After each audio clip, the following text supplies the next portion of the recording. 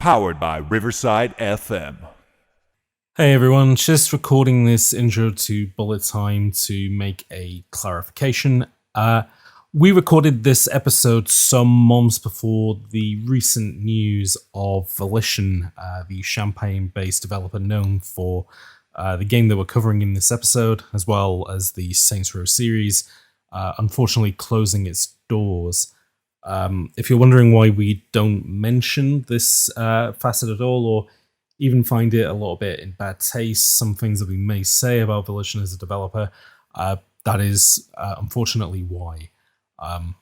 Otherwise, I hope you look forward to this episode of Bullet Time.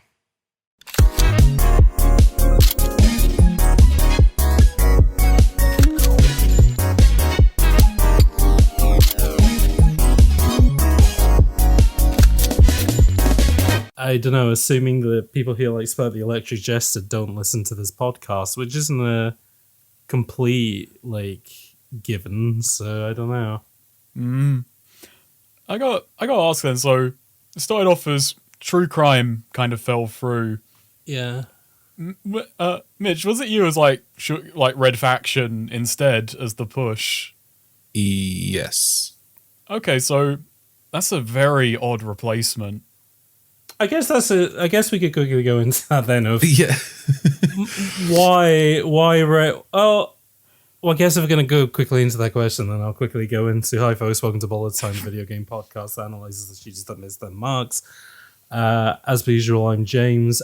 Joining us on this episode, returning as guest host, YouTube's favourite Martian to Snakeher. Hello. And also joining us again, we're putting the G unit back together from the previous episode that we did about what's it called? I was about to call Blood on it the Sand, Blood in the Spec Ops Sand. The Line, but that's not what it was. It was Blood on the Sand. Basically the same game. It's the other They one. are the same. Yeah, they are. It's the other one, the other third-person shooter where you go to Afghanistan and lose your mind. 50 Cent Blood on the Sand. But yeah, he's back. Mitch, hello. Welcome back to the pod. Hello. Yes, good to be back. It is good to be back, and also good to have you back on after, because I believe in the last one you talked about that you were going to slowly transition into being a YouTuber that talks about music, and you have sort of done that. You're on the pivot. On video have been music ones. Been saying that it's been like 3 videos, so that is true, yeah. And also you have put out a Zelda video as well, which I guess kind of talks about the music a tiny bit, but it also talks about a bunch of other stuff as well, Perfect World related, which seems to be doing okay. Yeah. Not saying that because I did the FOMI for it, and I was kind of pushing you to be like, hey, I got an idea, put me in, coach. Let me do it for you. But, hey, the thumbnail's done work, I'll tell you what.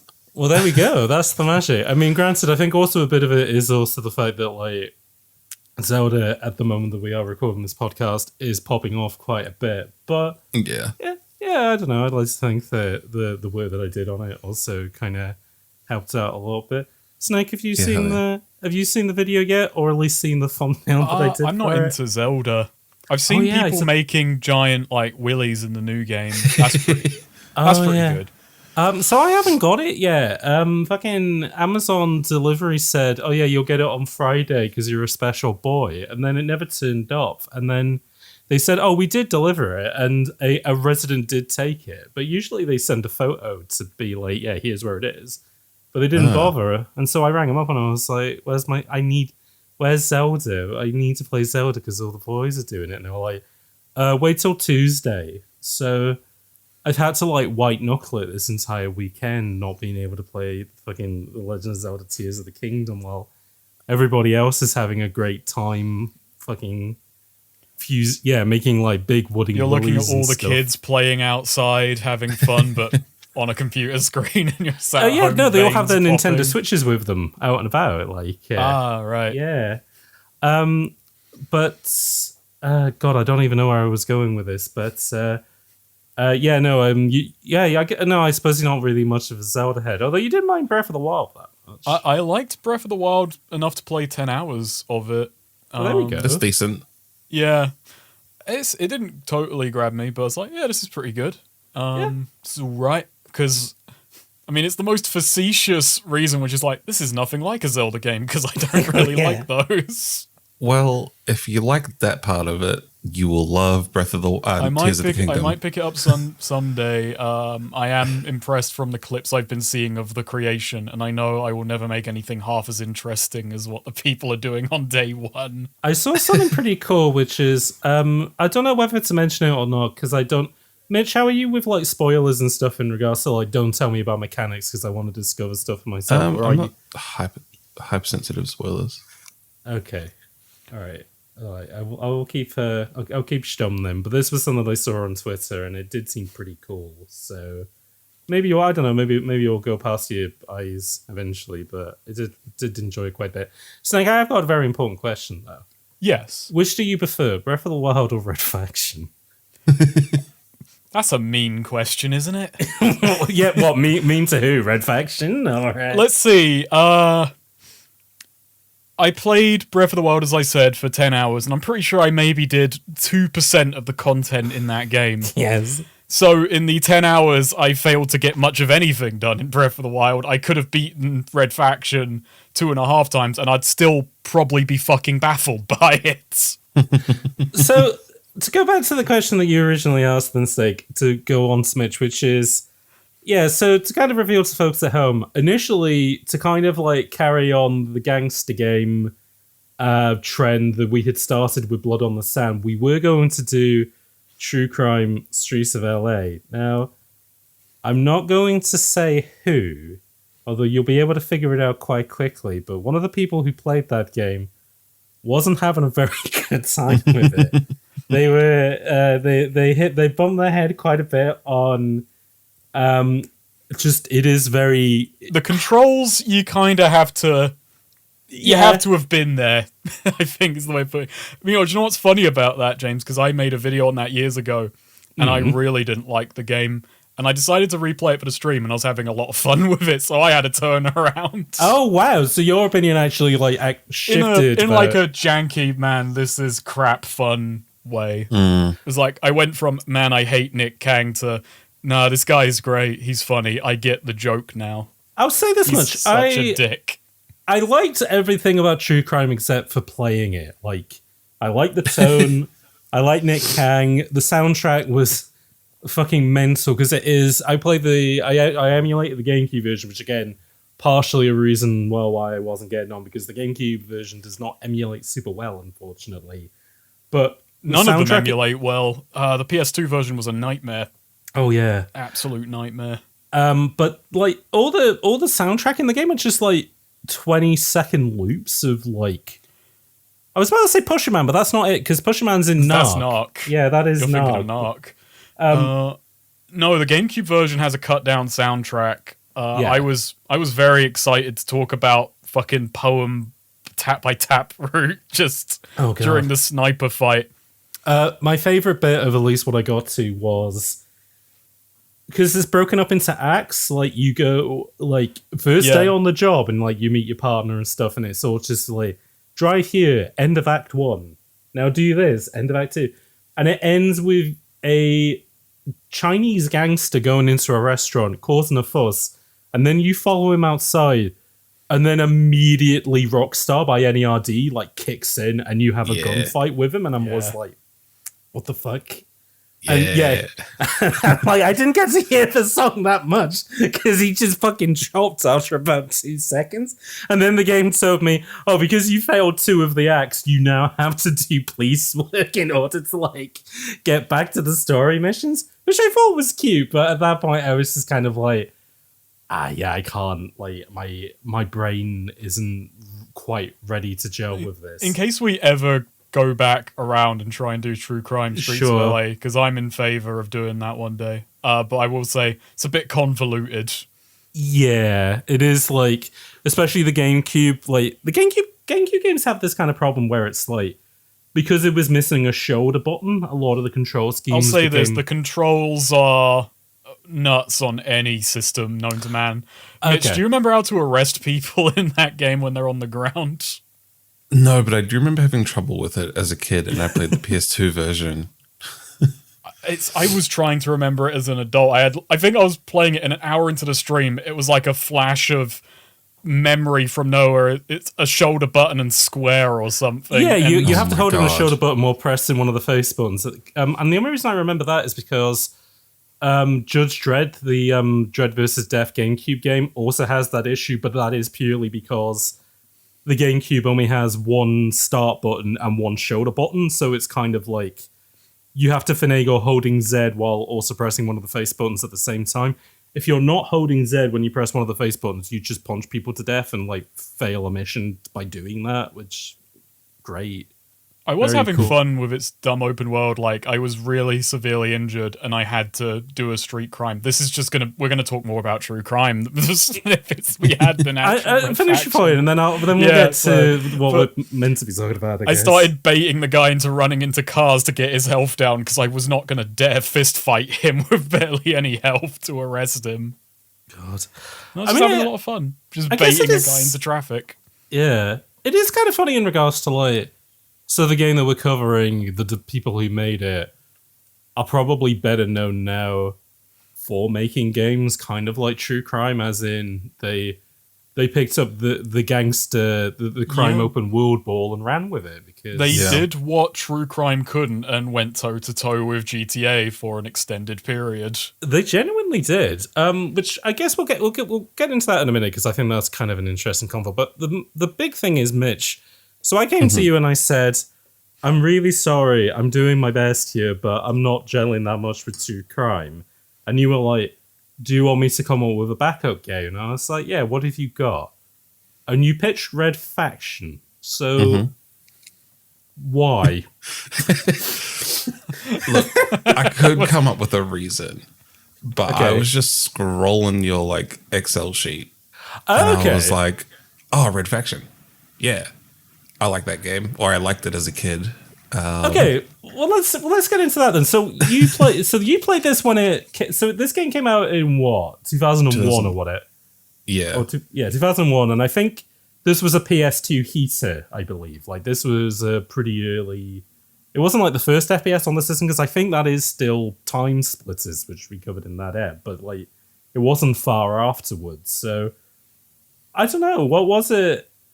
I mean, I guess because I always think of this in regards to like how do people get the games that they played like at a younger age, and like I always think of that in regards to like Banjo-Kazooie in regards to, well, I didn't have an income as a child. I had an N64, but I also don't feel like I was particularly plugged into games writing at the time. Like, not until I was like 9 or 10 and had the pocket money to buy games magazines.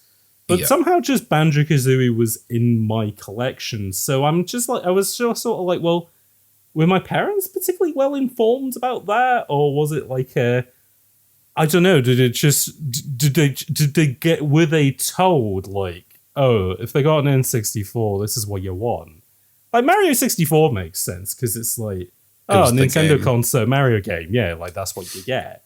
But so yeah, and then with like PS2 stuff, that was, well, I guess I got a PS2 kind of later, so it was literally I was buying stuff for it that I knew was good. So how did you, like, if you can remember, like how did you end up with Red Faction in your life at that time? I guess. this is very easy to answer. Okay. So there was a group of us at primary school. I think that's what you would call it over there too. Yeah. Elementary Yeah. school. And like 4 of us. And we would all just swap games. So one of the Okay. kids just had Red Faction. Similar system. I had a similar system as a kid. I was gonna say what was some of the good stuff that you got out of trading games, Snake? Nothing good because I bought a PS2 because I played the bouncer, and Oh my god. now you know what, I'm gonna stand by it. Better than all of Kingdom Hearts. I mean, I can agree with that. That's Right. the only thing I'll agree with when it comes to the bouncer. But I'll Okay, agree it's with better than Final Fantasy X as well. I've got to up the ante. whoa. Hey, whoa. that. Yeah, all right. I mean, have you heard Sion Bizarre's theme? It's pretty good. No, got but I some have jazz seen in that guy's jacket with the big cactus on it, but Yeah. also for some reason he has big studs in his head. I don't quite get it. Yeah, I don't actually know. I've beaten that game. I 100%ed the bouncer, and I think he died and was brought back to life or something, but I don't get how that explains the horns. It don't matter, I guess. Don't matter. It's purely aesthetic, but it's funny because I'm actually trying to remember if I think the only thing that I ever traded with somebody was like The Sims for Roller Coaster. Because I think I told this story before on the pod of like I traded Roller Coaster. I think I missed the detail of I traded my copy of The Sims for Roller Coaster Tycoon because it was like, oh, we can literally just install it on each other's computers and then like take the discs back and then that'll be it.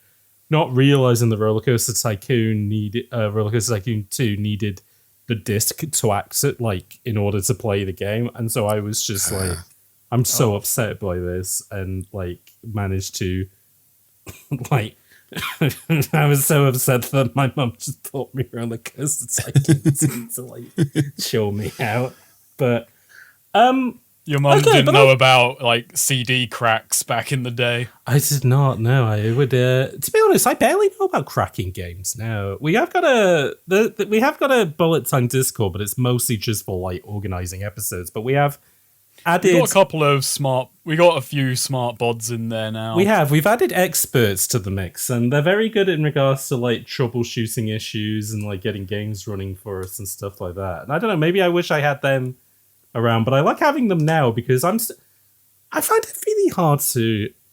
We will get to Red Faction in a second, I guess, but like, I find it really difficult to like know where to find like cracks and stuff like that nowadays. Not that we should PC be. Copy World is the go-to. Game Copy World is the okay. That's not illegal to mention. Those are just, that's just removing bullshit DRM from the system. Sure, and there's no actual games uploaded, just cracks for stuff you own.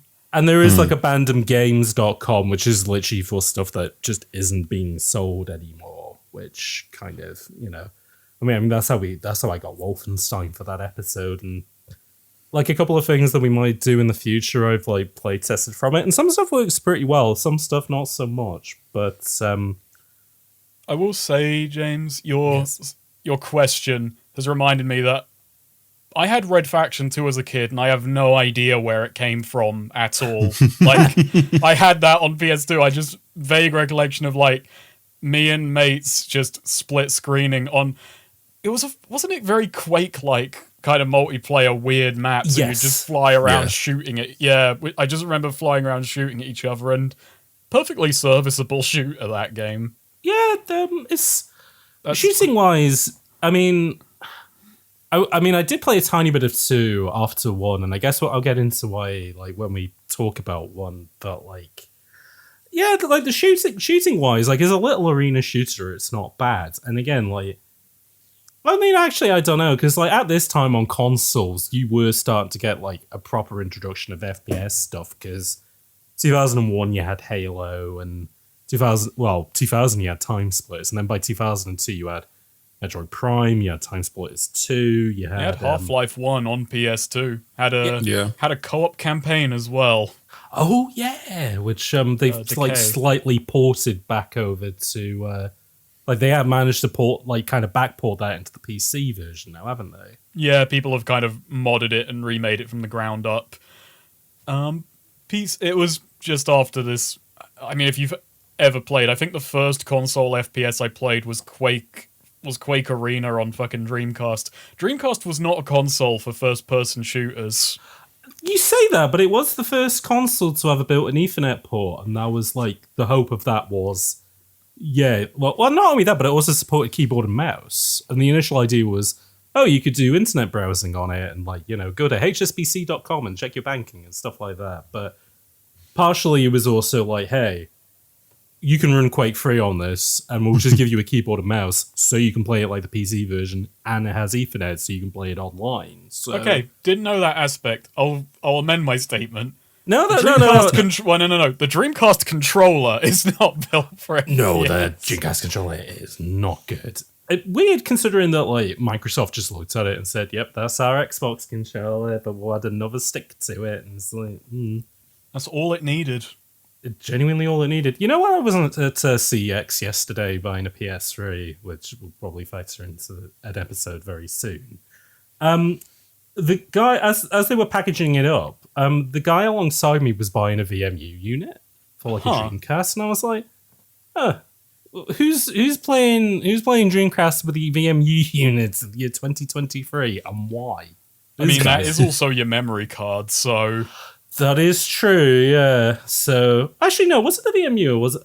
I think it wasn't the VMU. The VMU was the memory card. No, it was, but I think, didn't they also do a Rumble Pack, which was like a VMU, but it didn't have a screen in it? I didn't actually know about that. No, it looked like a big... Yeah, I think it definitely was a Dreamcast one, though, because it had, it has like the two ports at the bottom where it's kind of like the left and right, so they kind of match up, sort of thing. Yeah, I think it was a Rumble Pack that he got for it. Or maybe it might have been something else. I don't know. Whatever. I mean, you need your Rumble Pack when you're playing like Sega Bass Fishing or what have you. You do genuinely feel need the vibrations of the water. It's the worst thing about PC games is that unless you play with a controller, you don't get force feedback, which I think they should add to keyboard and mice. I think that'd be good. Would hate that so much. I think that would be really funny, and I would add that into like my typing programs. Yeah, but add it to Word and Excel and stuff. Like there's a big rumble every time I hit full stop. Oh, yeah. No, you hit the return key and it feels like when you do it on an old-fashioned typewriter, like everything shifts to the side. Oh, God. Yeah. No, sorry, Mitch. No, this is a good idea. We've... you just get a really heavy mouse that's got a little engine in there to rumble. Oh, yeah. No, and when you're playing like FPS games, your mouse is just going like... Or like if somebody rings you on Teams, your mouse just starts buzzing like a phone. I've got an idea. I can make this even worse. We add a little kind of kickstand to mice, so at gun recoil literally kicks your mouse off of the table. I like it. I love it. Yeah, when you die in the game, there's just a little spring on the mouse and it just flies off your computer because it's like, you're not playing for a while. Do you remember what you thought about Red Faction at the time? I mean, this game did come out 22 years ago, so I'm not going to hold it against you. Dig into your primary school feelings. Yeah. So, I got two core memories. Well, mainly one core memory and one feeling about Red Faction. Is the core memory the railgun? It is. Okay. Sick. I remember thinking the railgun was the coolest gun in a game I had ever played at that point. But as I was replaying this one, I was like, I think it was the Red Faction 2 version that I remember being the coolest one. Maybe. And I just remember liking it a lot. We all talked about it at school, and like it was a very favored game among the group. Okay. It was very novel at the time. Oh, totally. So here's the thing, like, because, I didn't really think much of Red Faction beyond, like, I played Guerrilla I think I played the demo for Guerrilla when it came out, because I think at that point I liked Saints Row 2, and then I would eventually like Saints Row 3 and whatever, and I was just kind of like, oh, this is fun. This is just sort of like a solid A tier, like, if this was 20 quid, throw it in your collection, like, kind of game. But never really thought of like, oh, what is this like a sequel to? Like, whatever. But then like doing research into it, Red Faction was kind of like a decent heater in regards to when it came out, you did have Half-Life and like Halo was just kind of around the corner. But then like this, like it was Half-Life, it was Soldier of Fortune, which no one remembers at this point. Like we covered it on the podcast, and I think it is like such a weird thing of, that is a game that's been now completely memory hold, despite the fact that you read interviews at the time and it's like, oh, well, the best FPS games on the PC are Quake, Soldier of Fortune, Half-Life, and it's like, nobody talks about that anymore.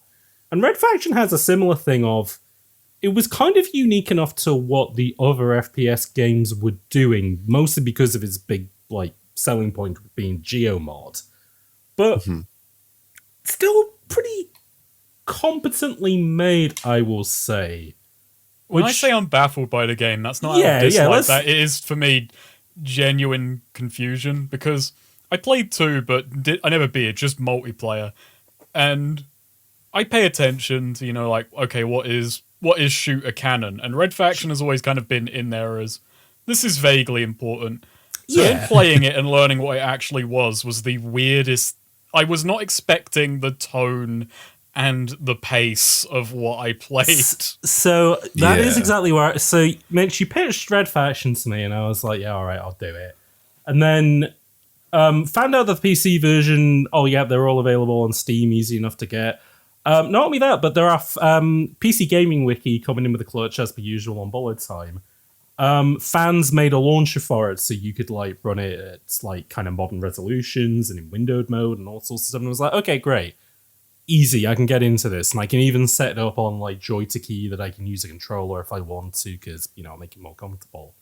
And initially, I did the tutorial, and I was like, "This is very Half-Life, but it kind of makes sense. Like, rather than being in the red desert of Mesa, you're on the red deserts of Mars, blah blah blah." But it's like, okay, I get it. And then obviously, it has this destruction tech. Fair enough, but this game is probably gonna like run out of steam 10 minutes, an hour in, and I'll be kind of like, I think I get this. This game is like, it's bonkers. The nicest way I can describe, it's not even the nicest way. The only way I can describe this game is that it's crackhead Half-Life. It is It's like I think I said to you at the time, it's like playing a B movie version. No, it is like asking somebody to give you the plot of Half-Life, but not only do they not remember it, they also start remembering bits of other games where they don't actually fit. And then you realize that they've been talking for 3 hours and they're still going, and it's like, what? I've got in my notes a much fucking wordier version of that, which was, this game is a half-remembered drunken weekend spent playing Half-Life Warhammer and repeatedly watching Ghost of Mars, described by an idiot. Yeah, okay. I think that is also a good... Yeah. We had very different takes on this story. It's so funny.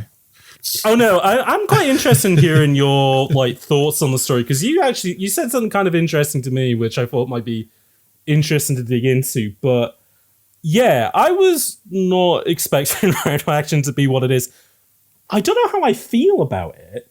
Like, I think at the time I was genuinely kind of shocked and sort of impressed by, oh Jesus, there is so much in this game. But then after the fact, it's kind of like, well, is it the buffet thing of, well, this game is doing a million things, but are any of them genuinely good? I think I've come out of it now being some of its big selling points, like the geomod stuff, which I guess we'll kind of explain as we kind of get into the plot of it. But its back of the box selling points, I think, are cool. I don't think they hold up super well, but I think that's purely just down to the technology of the time, but also, which we'll get into, the development behind this game, which seemed like fucking hell.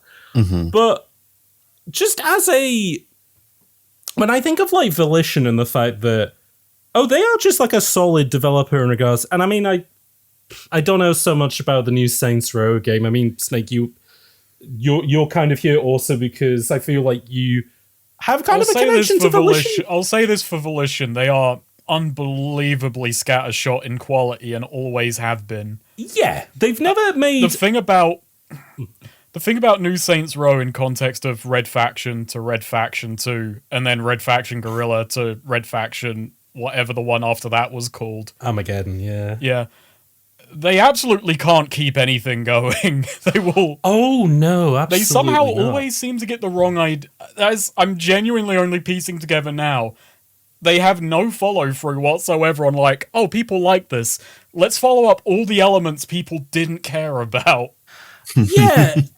When it comes to development, they seem like a really solid developer, but when it comes to having their finger on the button of what do people like, yeah, they're either getting strikes or splits. They're not they have not despite the fact that all their games get 7 out of 10s, they haven't made anything that is middle of the road, which I guess on one hand is kind of neat about them. That is kind of something nice to dig into in regards to, whatever they make is interesting. Again, maybe not so much the new Saints Row game, but I guess that's interesting in kind of a different way. But you can get even more contentious with that, and I'm someone who likes Saints Row 1 and 2 and doesn't much care for 3 or 4. Sure. 4 I can kind of forgive, but there are people who like those.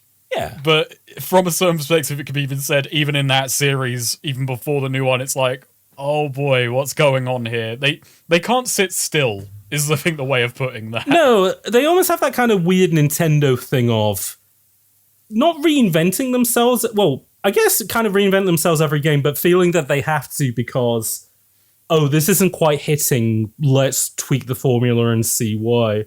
But are you much of a fan of Volition stuff, Saints Row and all that? I was just looking at their library. Yeah. I liked, which Saints Row was it? 2 or 3? One of those. I thought it was fine. Yeah. And I liked Red Faction 1 and 2.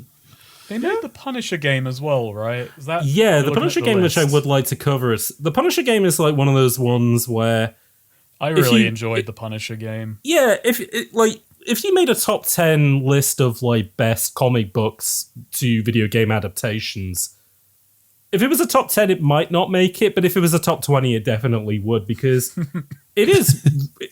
I don't know why that's cracked me up. That's a very backhanded compliment. It's really. I mean, I'm only saying this because it's on a long enough timeline now where it's like there's 4 Arkham heaters, there's 3 Spider-Man games, which I would say are all not exceptional but very good. So that's already 7 games covered. Frank Castle sneaking in the back. Yeah. Okay, maybe Punisher might be like 9 or... Punisher... No, I won't even disagree with what you said, to be honest with you. Punisher's really good, though. And when I say really good, it's really good in a way of like... It's not... I was about to say it's like it's crackhead Max Payne, but that's not even true. I think Max Payne is crackhead Punisher. Max Payne is crackhead Punisher. The game, that's a bit more like it. But the Punisher game's okay, and it does genuinely like get the character and the sort of power fantasy you're playing as them. There's a lot of like really stupid like God of War style. Like QTE kill stuff where... Oh, yeah. It's genuinely a game where I don't think you could make this game if it didn't feature the Punisher, because it's just so dark. It's like multiple mid-mission torture sessions to get information. If you were playing as anyone but the Punisher, you'd be thinking, this is a bit fucking much. Yeah, like, if they did this in Manhunt, you'd go, oh, well, it's, because it's sick and seedy. But, like, you do it in the Punisher, and it's like, oh, no, this is silly and fun. Like, yeah. You go into, like, a fish packing plant or whatever, and there's just a giant fucking, like, aquarium full of piranhas, and a thug next to it that you need to get information out of. And so it just turns into a Mario Party mini game of squeezing them for information, slowly pushing them more towards the piranhas. And then, of course, in Punisher fashion, once you get the information out of them, yeah, you can just off them, and you can see the cool kill animations. It's pretty and then cool. He'll make a joke. Oh, yeah, like, fish food or something like that. It's funny, though, because we were talking about this the other day of when they were working on Saints Row 1, which had started off as a project called Bling Bling, and before that started off as like an incubated project of they wanted to combine an FPS with like a crime management game. The engine that they built for Saints Row 1, which was this big open world thing, they almost did do a second Punisher game with that like same framework, but didn't come out, and a lot of the ideas just ended up recycled into Saints Row 1, so... Yeah, the throwing mechanic in 2 is just genuinely that exists in the Punisher game. You can just throw people off buildings, it's great. This is a nasty I need to play this game. Play the Punisher game, it's bizarre, weird, mid-2000s jank, dark fun. It's weird. And it's like based on like what at the time was like the current Garth Ennis run of like the Punisher comics, where that guy just really knows how to write a Punisher comic because he just has fun with how much of an arsehole Frank Castle is. And it also had Thomas Jane, I believe, playing him. And Thomas Jane is just this big Punisher fanboy who was really into it. Well, not only that, because I think the idea was the game was meant to come out alongside the Thomas Jane Punisher film. Genuinely, one of the weirdest... So this is a spoiler. One of the weirdest... It doesn't work very well, but one of the oddest video game boss fights, you fight the Russian, and it is just that scene from the movie in really jank video game form. Yes. It does not work very well. We'll do the Punisher. We'll get you back to do the Punisher, Mitch. I think that's a game that we could at least squeeze some more out of than we currently are. I will spoil one thing about that, which James, you might know because we both used to watch the same YouTube channels. But one of the funniest things, you can mod that game to run in 4K, 1080p, or whatever on PC. Yes. But because you get newspaper snippets after every mission, it was banking on you not being able to read those because it is just fucking lorem ipsum back to back, aside from a headline. My favourite example of that is in Resident Evil 7, where when you pick up like umbrella documents and like newspaper clippings and stuff, they still do that. But because the game was like around photogrammetry in HD, they didn't get out of the old thing of Capcom used to do where they would just scan any documents. And in the game, there's just English language documentation for using Autodesk Maya, which is the 3D software that they use to make fucking models in Resident Evil 7. It's really good. Before they did the Punisher, they did a game called Red Faction. We are geo-modding our way to talking about Red Faction. Getting there. Relatively interesting company history, though, just in regards to... So they started off as Parallax Software. If you got the bullet time like family tree there, which I haven't actually invented, but maybe I should, where you're like following the the roots of who came from which company or whatever. Founded by two developers that started off at Looking Glass Studios, the fucking immersive sim creators who did. So both of these guys worked on Ultima Underworld. Like that makes a lot of sense now.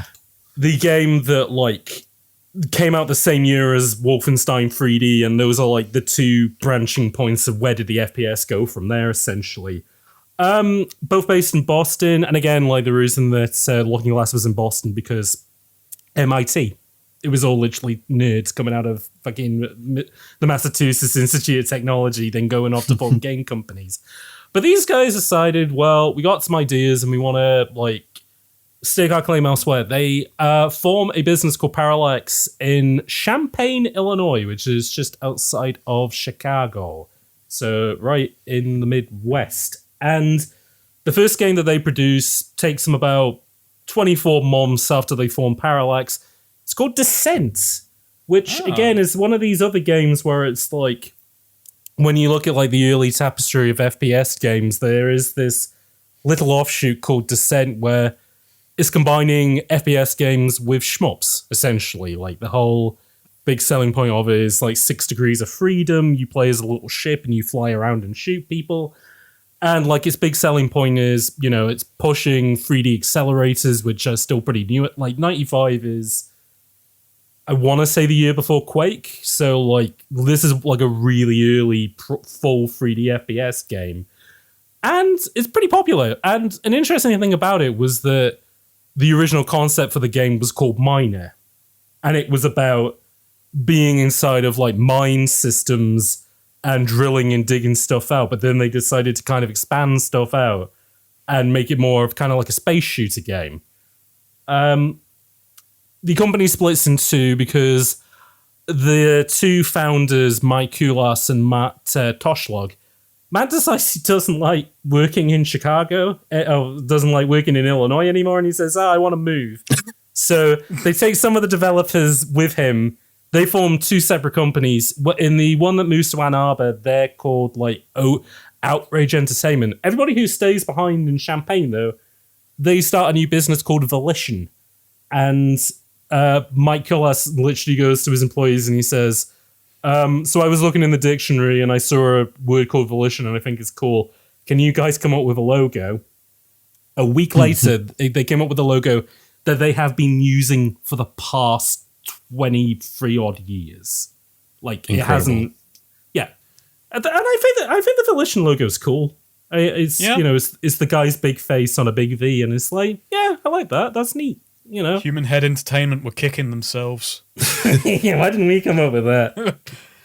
I mean, they were kicking themselves anyways because they were like fucking stuck on a bunch of shit projects, like Thingy, 3D Realms. Why, hey. We've tried to be. We were trying to make Prey for the past like several years. Can you guys try and like get it out the door? And they eventually Sure, did. we'll have that to you by the mid-2000s. Hey, we're going to work on Prey 2 now. Bethesda, no you're not. Okay, well I guess we're working on The Quiet Man now. God. Have you played The Quiet Man, Mitch? No, but I've seen Hamish's video on it. And I've seen, Hamish did make a video on The Quiet Man. I have beaten that game twice. Oh my god. Well, I mean, you have to beat it twice because you beat that game and then they turn the audio on. Oh, yeah. That's the dumbest thing about it. Wild. It's so funny. Do you know what they should have done? They should have turned the audio on but turned the visuals off.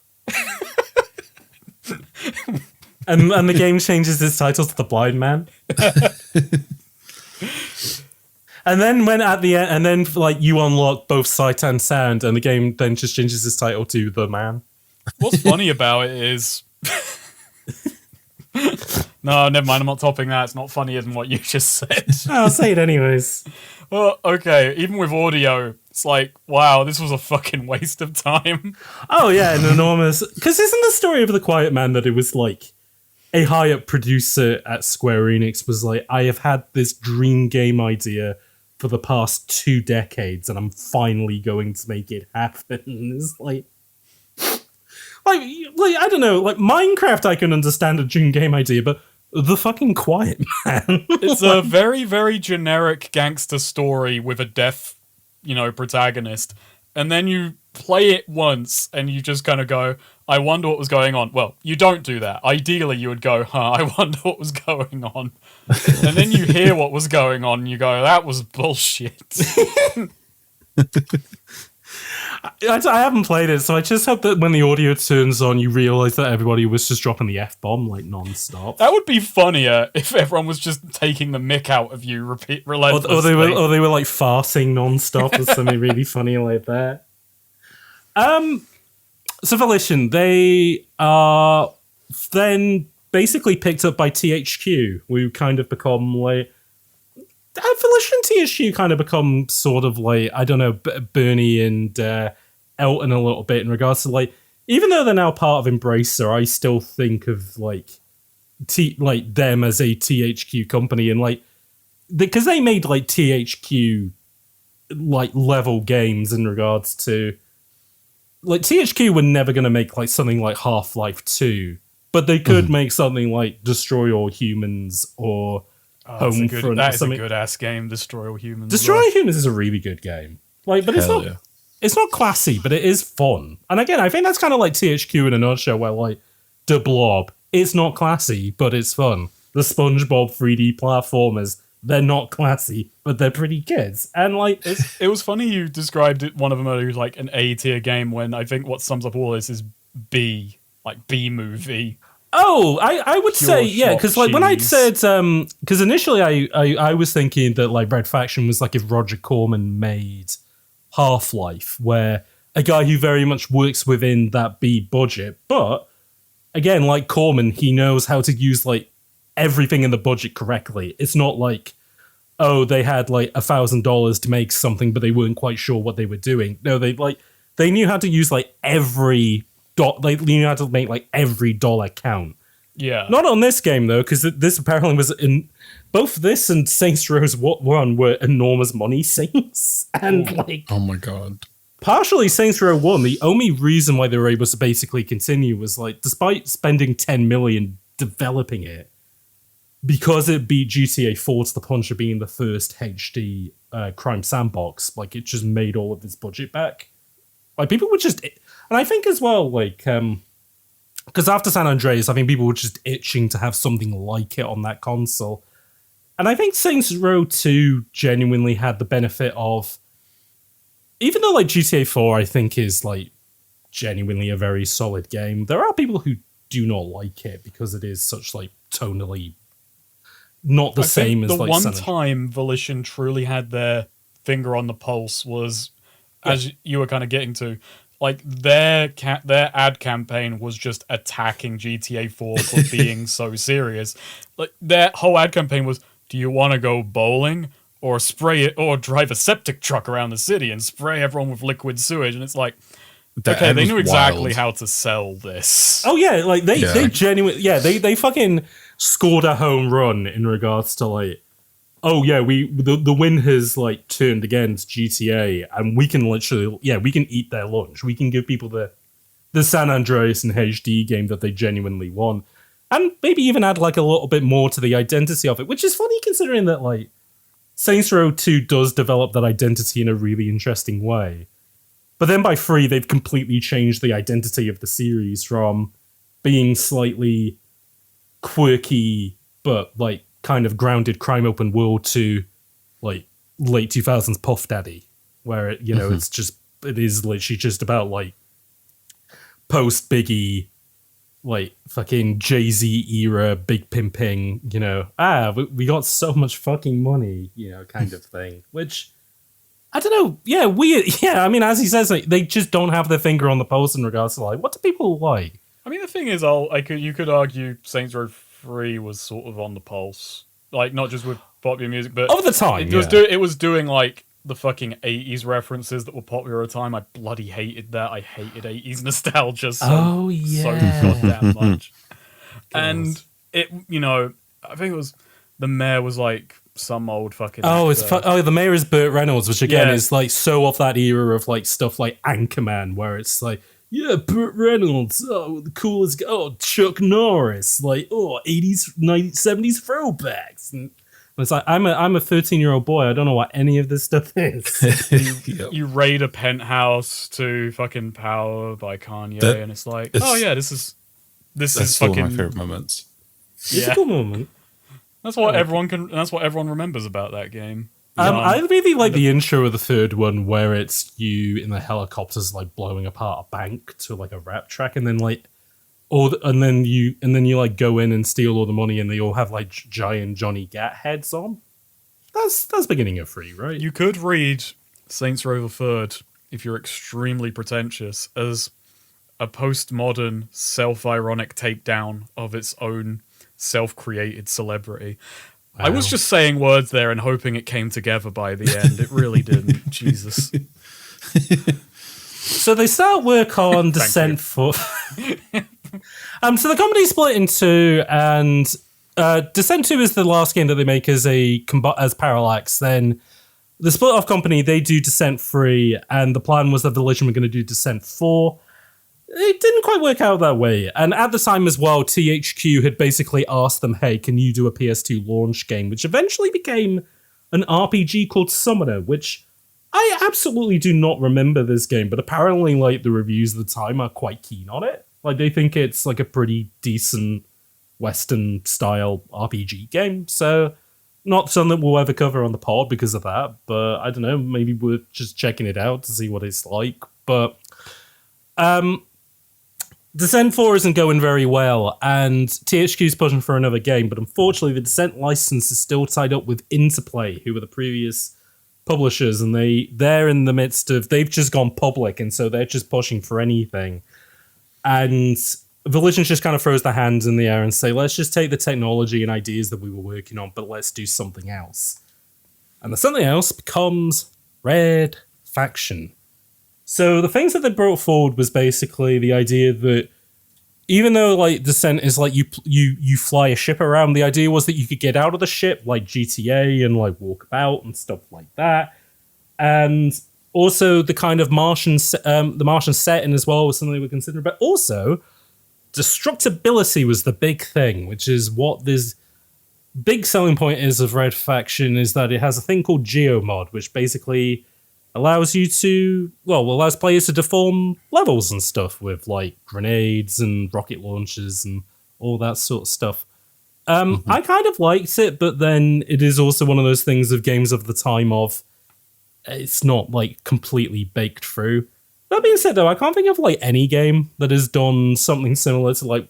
There's a part in Red Faction where the guy who's on your intercom is like, "Oh, the door is locked. Oh, take those grenades and just blow up around the door." And you can just like dig out a way around the door and go, "Oh, okay, so I can literally just dig my own way ahead." And yeah, apart from like Minecraft, I can't think of any FPS game that has done something like that, which is kind of cool. Yeah, I can't think either. Yeah. I'm trying to think, because outside of the first couple of levels and required segments, I didn't really make use of it. It could just be a lack of imagination. I tried in the first level, but I think the first level, to get you used to the idea, they mark walls where it's like, hey, if you do some demolition here, you can do a cut through or a route, or you blow up. I remember accidentally just going backwards a few times because of that. And then afterwards, you're in office buildings for a few hours. And you can't... anything that's made out of metal, you can't destroy. Ironically, Gorilla's the absolute opposite. You can't change the environment, but anything that's made out of metal, you can, like, blow to smithereens, and you can bring, like, structures down and stuff, which is cool. But, there's a part in this as well that I kind of like, which reminded me a bit of, like, when we were talking about Black, where... You remember in that game where, like, you go into, like, a Russian bunker, and you're just blowing apart, like, concrete pillars, and there's just, like, enormous plumes of smoke kicking up. There's, like, a bit like that where you get on a turret and you can just rip through concrete, like, as people are being flooded in. And it's, I don't know, it's one of those things where, like, when I was playing, I was like, oh, this might actually be good for, like a Resident Evil 4 style remake of... The bones of it are pretty solid, but, like, if you just threw modern technology at this could be, like, so much more interesting. And it was stuff like, because there are, like, a couple of, like close quarters combat moments like that as well, where it's like, oh, like, if this just had a tiny bit more, like, visual juice, this could be, like, this could be, like, genuinely fun. Like, dust kicking up and, stuff falling over.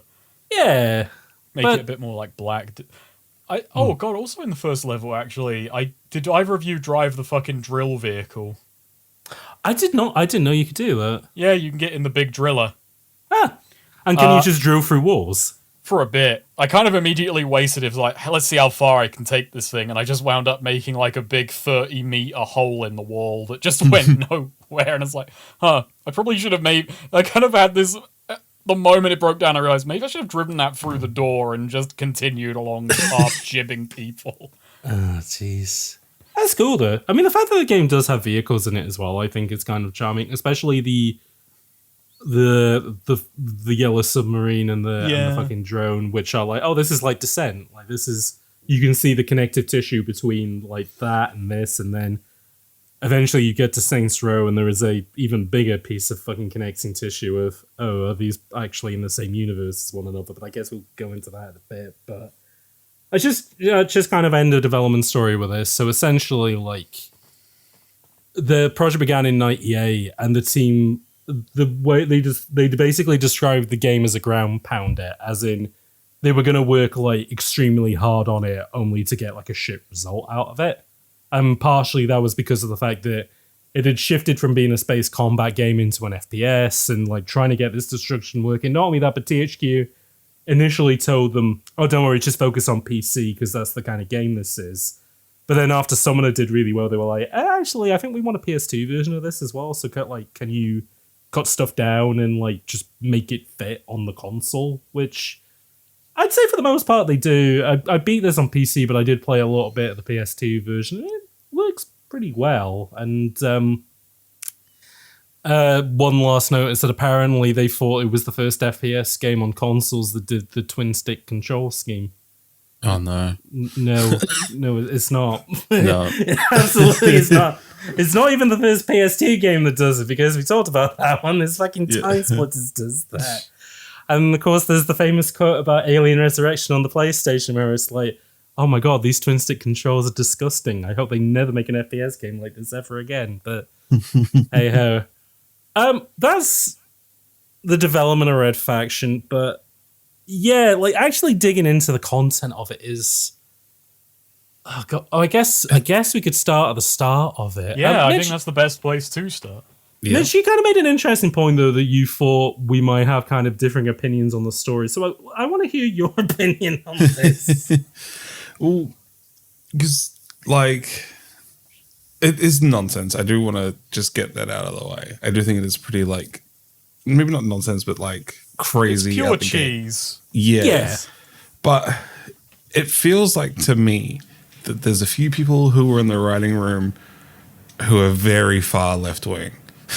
And they wanted to make this big socialist game, and then as it, like, got further and further and further, like, through the hierarchy of the company, people were like, oh, no. we can't go that far.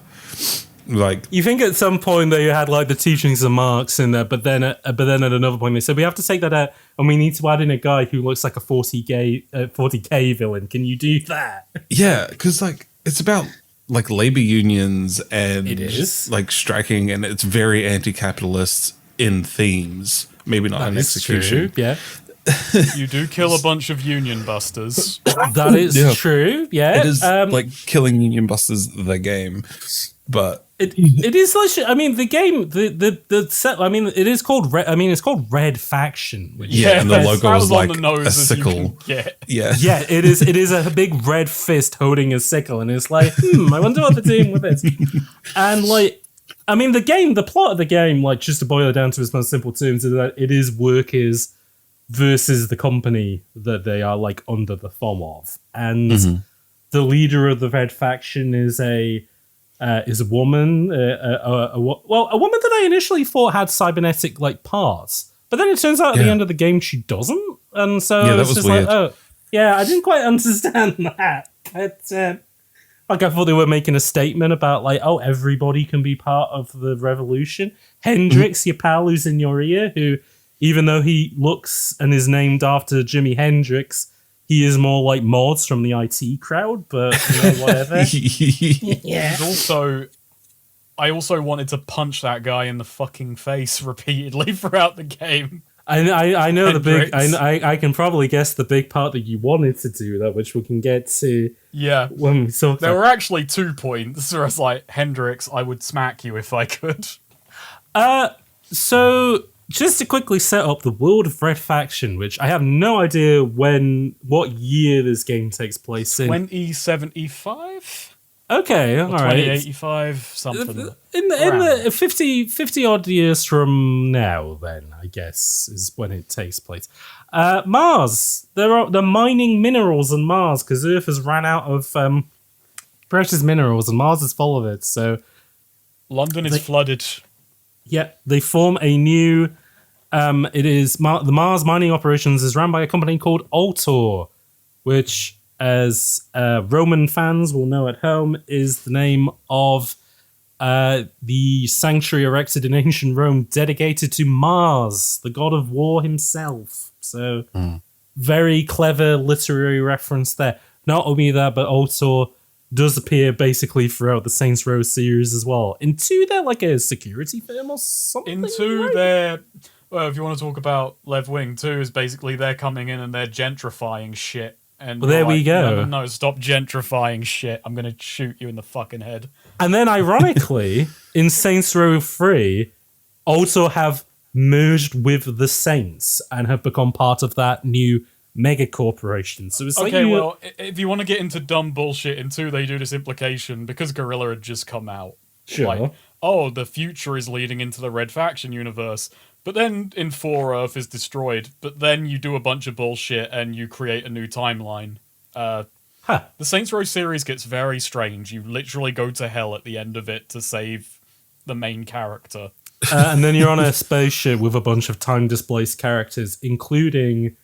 It's not Emily Dickinson. Who's the author that wrote Emma? British lady? Can't remember her name.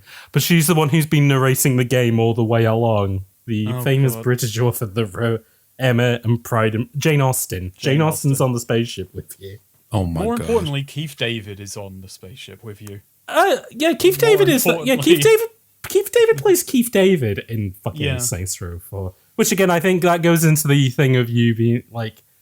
Why, like, this just has the most, like, fucking blunt 80s references. I mean, there's also a joke that Keith David played Julius, who was a major character in the first game. Did they ever make a point of that? Oh, yeah, they do in Saints Row 4, because Julius comes back in, like, the flashback, like, missions and stuff, doesn't he? It's weird. I could barely remember 4 outside of just the fucking sound bites. In another THQ crossover, though, the Also logo does appear as also appears as a sponsor in UFC Undisputed 2009. And you can put that logo on your boxing shorts if you want. So, oh my god. Pretty cool. So not only are also like running the miners into the ground, there's also a disease going around called the plague. That's killing off colonists, and there's no antidote, and they're not working on one. That's just saying if you get it, get fucked. Don't give a fuck. And so people are just dying left and right. It's not good. And so I get what you mean, Mitch. It's kind of it's building up this powder keg that something needs to change. Revolution needs to happen. Unfortunately, it happens at maybe the most fucking wet blanket way possible. I don't think it's wet blanket. I think it's fucking hilarious. It is really funny. You play as a guy called Parker. I could not remember what his surname was. I loved Parker. Great protagonist. Biggest dipstick there's ever been. Fucking giant moron. Giant beef-headed man. The first line of the game, just immediately, I was like, "Oh, this will be interesting." Was Parker saying, "I always thought Mars was romantic." I just in my head, I was like, he was thinking romantic getaway on Mars, but he was like, I knew I was gonna spend a year in the mines to figure myself out. It's like, you are the weirdest man known to man. It's like, you're a very odd fellow, and you do some very odd things in the rest of the game. It's like, I'm gonna spend. Have either of you thought, you know what? I don't have much direction in life. I'm gonna go to work in the mines for a bit to figure myself out. Have some time. Yeah, dude. When I have made a video in a while, I always do that. I go, I gotta go to the mines to find myself, and I need to figure out me before I figure out. The problem is Thatcher made it so a generation couldn't figure themselves out because she. Not only that, but you can't even send kids down the mine anymore, and they love it. They want to make money. They want to make money working down the mines. So. It's simple labour anyone can handle, and there's small spaces down there. Exactly. That's why I'm voting for the Conservative Party next election, to make sure that we can make that. Jesus. Ugh. Put them down there. Get yeah, that's actually their campaign slogan, is just put them down there. Which is spelled apostrophe EM. God. You watch a miner get beaten in death in front of you, and then the rebellion immediately starts. You walk like 10 feet, and then there's just, hey, miner, what are you doing? It's like, don't test me. Then they tussle, and that's it. The revolution has begun. He drops his stun stick, which is this game's Half-Life crowbar, because every game of this time has its own crowbar, and in this one it is a stun stick. Doesn't matter though, because then there isn't even a measurement of time small enough for how soon this happens, but you then get a gun, you get a pistol, which you're going to use for the rest of the game, pretty well, until you get the other weapons. But until the mid-game difficulty spike where half the arsenal becomes useless. Oh my god, yeah. God. I genuinely think it's the funniest bit of characterization to me, even though it's just player-led, is Parker in like 10 seconds goes from, all right, shift's over, I'm clocking out for the day, to getting a gun is like, okay, I'm heading straight for the guard's office. Yeah, I know exactly. Hendrix spun Hendrix the Rolodex, and it just first. landed on Parker, and he said, hey, you're going to be the guy who leads the revolution. Go here. Is that he doesn't even contact you until you're already like halfway there. So in my head, it's Parker was just like, the moment the opportunity arose, he's like, I'm killing every fucker in that office. Oh wait, yeah, that's right. Because they give you the tutorial for blowing up a wall and teaching you about the geomods, and then you end up in a room like full of like the 7 dwarves, and it's like, hey Parker, we're gonna go join up with the red faction. Follow us. And it's like, okay. And then you try to, but because this environment, everything looks the fucking same, you have no idea where you're going. The fucking security guards get pretty spicy after that. Even though it's like a minor rebellion where it's like, hey, everybody calm down. Like, literally about 5 seconds later, they start breaking out fucking rocket launchers and stuff. Yeah. Just immediately on the heavy arsenal. Yeah, you go through like the metal double doors to move to the next sector of the game. And yeah, they are just blowing the fucking lots of power rocket launchers. It's like, okay. It's the best moment, it's the best moment for me, because you just go through and this game is hilarious with friendly NPCs, quote unquote, because he's walking and he's like, hey, there you are, I've been waiting for you, as the rocket is already halfway across the room coming to kill this guy. Oh, yeah. It's not quite as bad as Legendary, where they just introduce jobber after jobber, but it does kind of feel a little bit like, hey, stick with us, Parker. And then they all get, like, shot to death. Of course, you're the only guy in the world who has 100 health points, so you'll do okay. This feels like the only game that I've played recently for bullet time where armor has actually done something, which I kind of appreciate. The armor system is genuinely interesting. Yeah. It only happened once to me, but because you're on Mars, if you're in a like an unpressurized environment, if you lose your armor, you just start losing health because you don't have oxygen anymore. It's like, oh, that's pretty neat. It's a very cool little feature. One that it's quite nicely thought out. And the UX, which is a bit weird though. I don't know why you're the Vetuvian man. It's just a big green like speedometer, and then in the middle is like the Vetuvian man, and it's like, okay, fair enough. If that's what I look like, that's fine.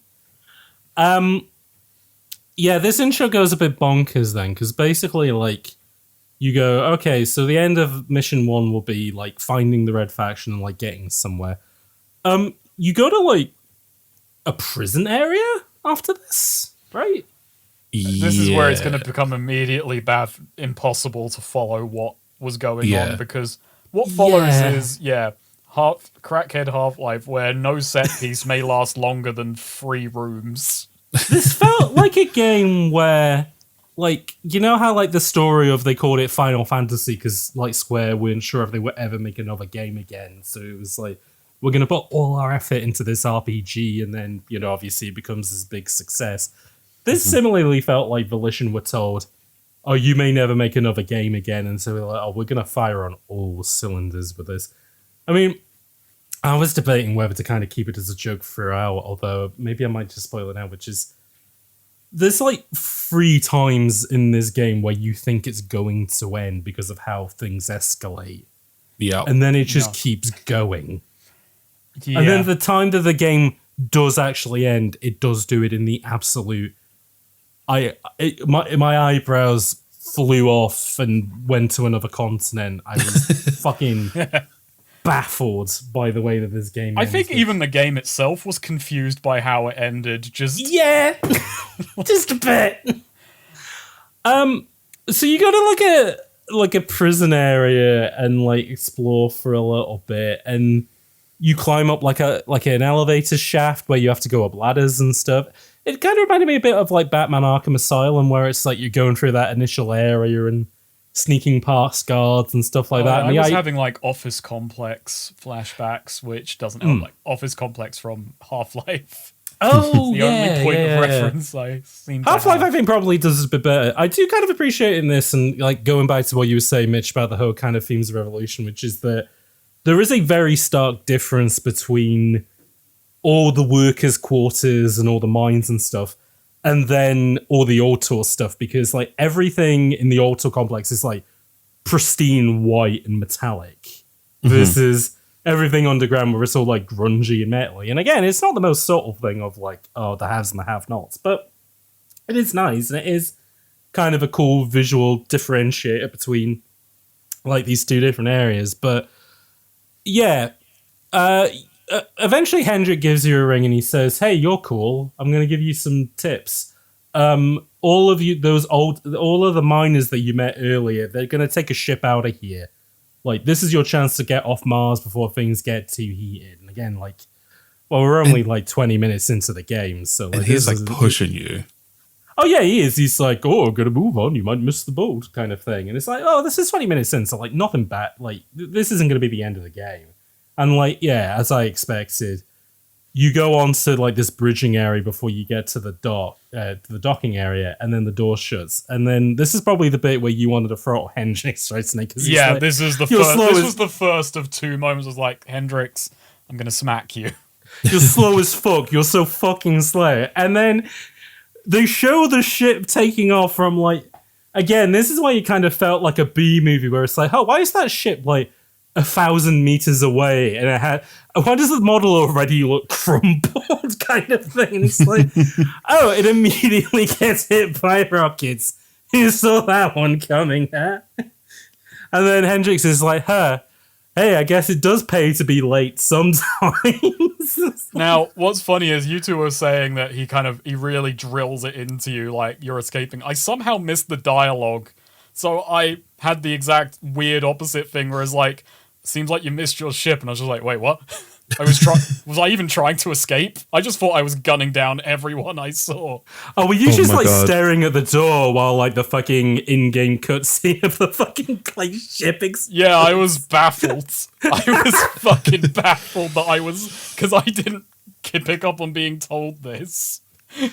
I will say, I kind of appreciate that everything. I mean, actually, no, that's kind of a weird thing, is that initially I thought this game was going to be like Half-Life and it would be, all the cutscenes would happen in front of you. But then the game does. Because, sorry, I just realized, I wanted to smack Hendrix because I thought he was like, oh, you're running away.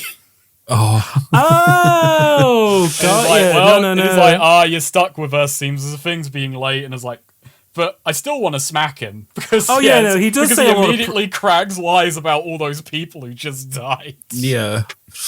By the way, escaping from the mines underneath the ground, going through the entire prison complex, going through the security complex, and then getting to the docking area happens in 20 minutes. If that. Maybe less than that. This game, like, again, you play it the first time and you think, oh, Jesus, like, this is pretty full on. Like, have I been playing this for an hour or whatever? This is how you half remember any other game, but it's just that.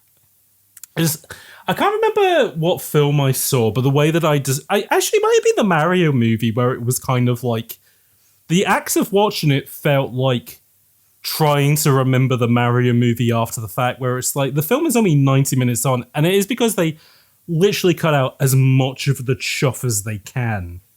There's like a bit of fucking Mario and Donkey Kong.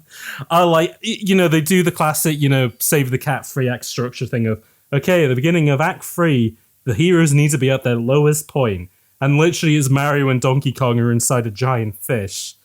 And they have a fight, and then they make up in 2 seconds. And then a second later, they're outside of the giant fish. They just figured out a way to get out of it. I was like, what? Is there no development to this? It's just going to be...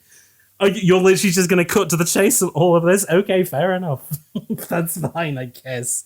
And this is what, like, Red Faction is like. There's just no chuff between... I mean, the game does have a lot of chuff, but, like, there's a lot of connecting hallways and geo-mod moments, which are just, like... Yeah. Feel a bit perfunctory, but it's, like, also, who cares? The shooting is solid enough to carry. Yeah. I will say that for an FPS podcast, we do very rarely talk about the shooting, but I thought the shooting in this did feel pretty nice for the most part. Like, there's a few janky guns, but for the most part, it's like, I did not like the first assault rifle. That was a horrible assault rifle. Yeah. I think used this the pistol ball, for a long time. Yeah, because it's accurate and lots of ammo and just punchy. Yeah. It has got that weird, like, 2000s era thing that, like, Halo has the same problem where the pistol is overpowered because it's like, well, that's a gun that you might have to rely on the most. So let's just like tweak the numbers a bit. And the pistol in this is like super overpowered as a result. It's funny. It's a kind of a sci-fi game, but the thing that I kind of appreciate is that the weapons aren't massively like fantasy based. Like they're all pretty grounded for the most part. The railgun especially is kind of got a nice, well, they call it the rail driver, and it does kind of feel like it's the Dead Space thing of, oh, they probably used this for another purpose, but it also makes like a really decent weapon. But then other than that, you have like assault rifles and shotguns and rocket grenade launchers. Yeah. You get like a fucking high-powered rifle right at the end of the game, and that just becomes the gun that you use for everything. Yeah.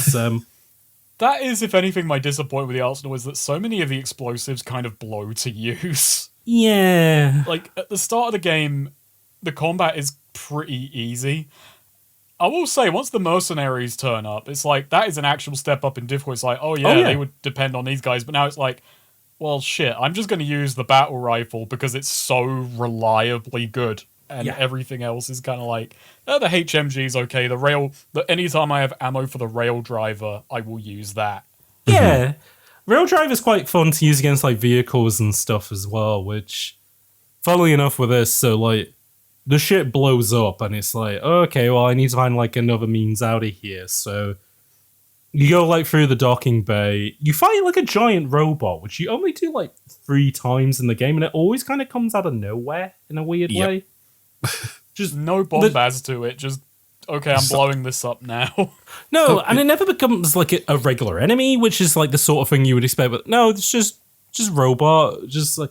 There is a boss in this where that is like the perfect example of, we just never going to acknowledge this ever again, but like, oh, fuck. Yeah, Hendrix then tells you like, okay, you need to like we need to make a bit of a big play here. So the room that you're going to is basically the geothermal facility, which is like, that's what powers the mining facility, I guess, or like alters stuff. Like, and so you have to do a couple of things. Like you have to flood a room, you have to like fill a room full of lava. I forgot this puzzle. Yeah. The puzzles in this game did flummox me a bit, but mostly because I was like, wait, I have to think now? I didn't sign on for this.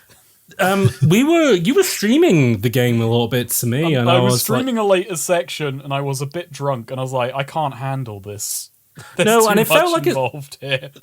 This game is jank in regards to like its old game jank of you're doing a lot of quick saving and quick loading, and there are just some parts that break. And like all you can literally do is figure out, well, nothing's happened for 20 minutes and this seems kind of wrong. I'll reload and see where I go from there.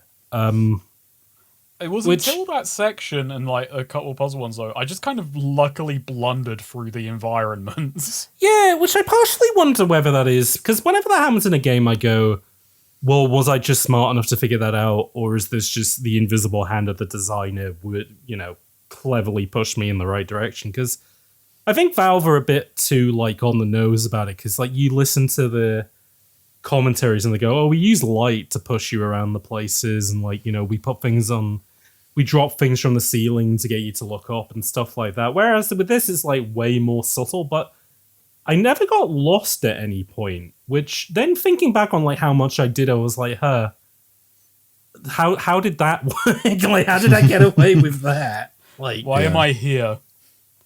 I think I got lost in one mine shaft where you kind of have to go. There's one big central room with a bunch of outcroppings you have to jump between, and yes, you're guided through several tunnels back and forth through the room. I got lost there because it is just a big room full of muddy red textures. And I had the same thing happen to me, but in the medical facility where the second James Bond section of the game, where it's like you have to get a key card, but you also have to get a disguise and stuff. But because everything looked so similar, I just did get turned around a couple of times.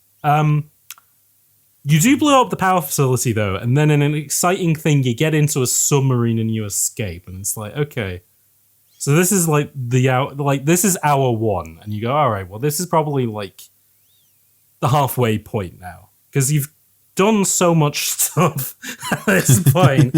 I have blown up the enemy's power facility. We're tunneling in now. We're like at this point, I just need to go to the red faction, and we just need to mount an escape attempt, all that sort of stuff. Act 2 begins, and it's fucking GoldenEye 007 for some reason. I hated it.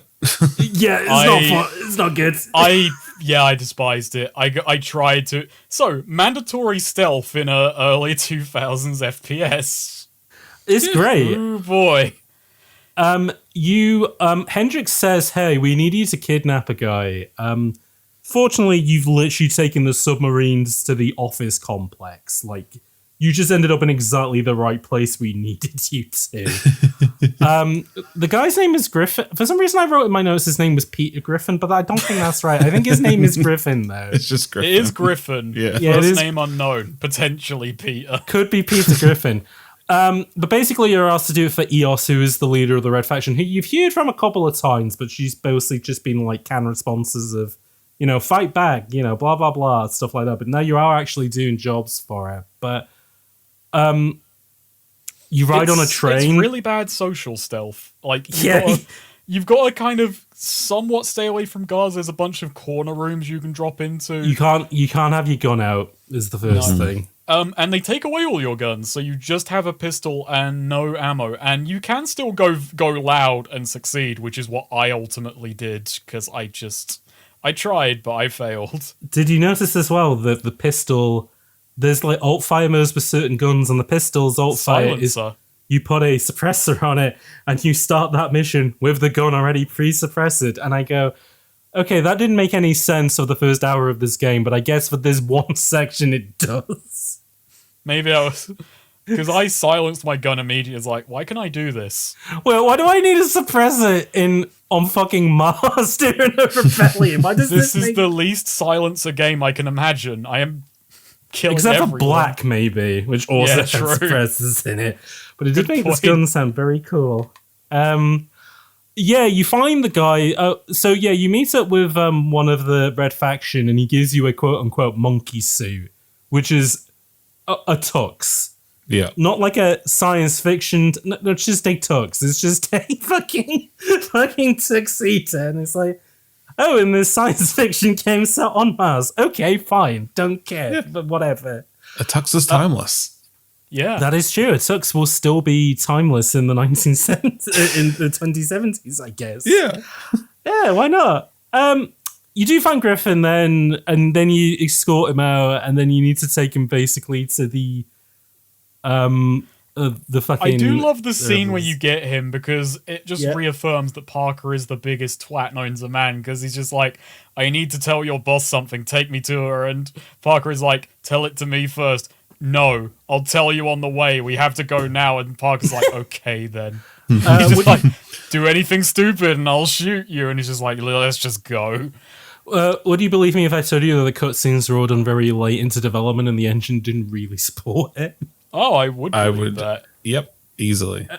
Because the character animation it works, but it's very floppy. Is how the note that I put on my thing is that it has a bit of a Xavier Renegade Angel vibe to it. Mostly the mouth animations. I don't even know why you'd need to bother with cutscenes. It probably could have all just been done in engine. Well, here's what I mean. Like, the game initially makes you think that it's going to be like Half-Life. And then at this section, they introduce cutscenes, and it's like... Did you guys, like, forget... Again, the crackhead Half-Life thing of... Did you guys come into the office one morning and forget what game you were making? Some guy just turns up and is like, yeah, I programmed cutscenes into the engine, and I've got a few. And this is the people above like, do we tell him? They got him might kill us, and I was like, okay, we got the spy section done. And he's like, what? We got the spy section done. We're making Red Faction. Why did you make it? I thought it was weird when there was a tuxedo model in the code. I thought that was for the multiplayer. I didn't realize you fuckers were going mental. Yeah, we thought you made that as a joke. We thought you like GoldenEye. What the fuck? You managed to get Griffin back to the mines, and there's like a little bit of he has to stand in front of security cameras to let you in, and it's like, okay, whatever. You mostly have to keep him alive, and it is a bit of an annoying, like, Ashley from, like, RE4 thing of you just have to make sure he doesn't get shot, essentially. Also, I just want to point out, you do go through several sections where you need a suit, and he's just fucking in there in his monkey suit, and he's fine, so... Oh yeah, no. Well, he took his Mars pills, I guess. Ah, okay, yeah. This lad's enhanced. Yeah, he's fine. He's built different. Yeah, no. He has a cybernetic lung, so he's okay. You do get him to the Red Faction, then you fight another big robot, and that's the end of Act 2. And it's like, okay, where is this game going at this point? Because this is end not of Act 2 of 4. Act 2 of 5. 6. Yes. Act 3 begins with them telling you, we found the doctor that created the plague, and his name is Dr. K-Peck. You need to get him. And you go, all right, fair enough. And this becomes another stealth section, because you have to dress up as a doctor. And, oh yeah, so it turns out that so the way that you defeat this robot, because he's too powerful, you drop him down a lava hole or something? I hated doing this, yeah. Oh, yeah. I couldn't quite follow it up. The pathing broke like twice on me, and I thought, okay, that's not the solution. You have to drop him. You have to put him over the lava hole, turn on a fan, and then open the lava hole. It's very you're dropped into a big like series of rooms, and a lot of the rooms are just red herrings. Like you have to guide this guy back to a chute, and then open a hole, and then trick him into falling in. It's horrible. It's a horrible moment. Yeah, I found the chute before I found the robot. So it was very easy for me to connect, but getting him there took me so long. I kept going down the chute and I kept burning up to death, so I was like, I probably shouldn't go down there. Oh, no, wait. I know why this part pissed me off so much. It's because I finished the chapter with like 20 health and 5 bullets. Right. So I was one-shot territory the whole time. I ended up by running around the entire facility in old FPS style fashion. Sure. To get my health and ammo back, it was miserable. I had that late game with like, oh god, I've got to conserve every useful bit of armament. Oh, I've got to run through these tunnels with rail driver enemies and I've got no health. Not that having no health matters with rail driver enemies because they'll just kill you anyway. Well, no, exactly. It's almost a one-hit kill. You find out that like the reason the plague exists is because Dr. Capek's playing around with nanotechnology.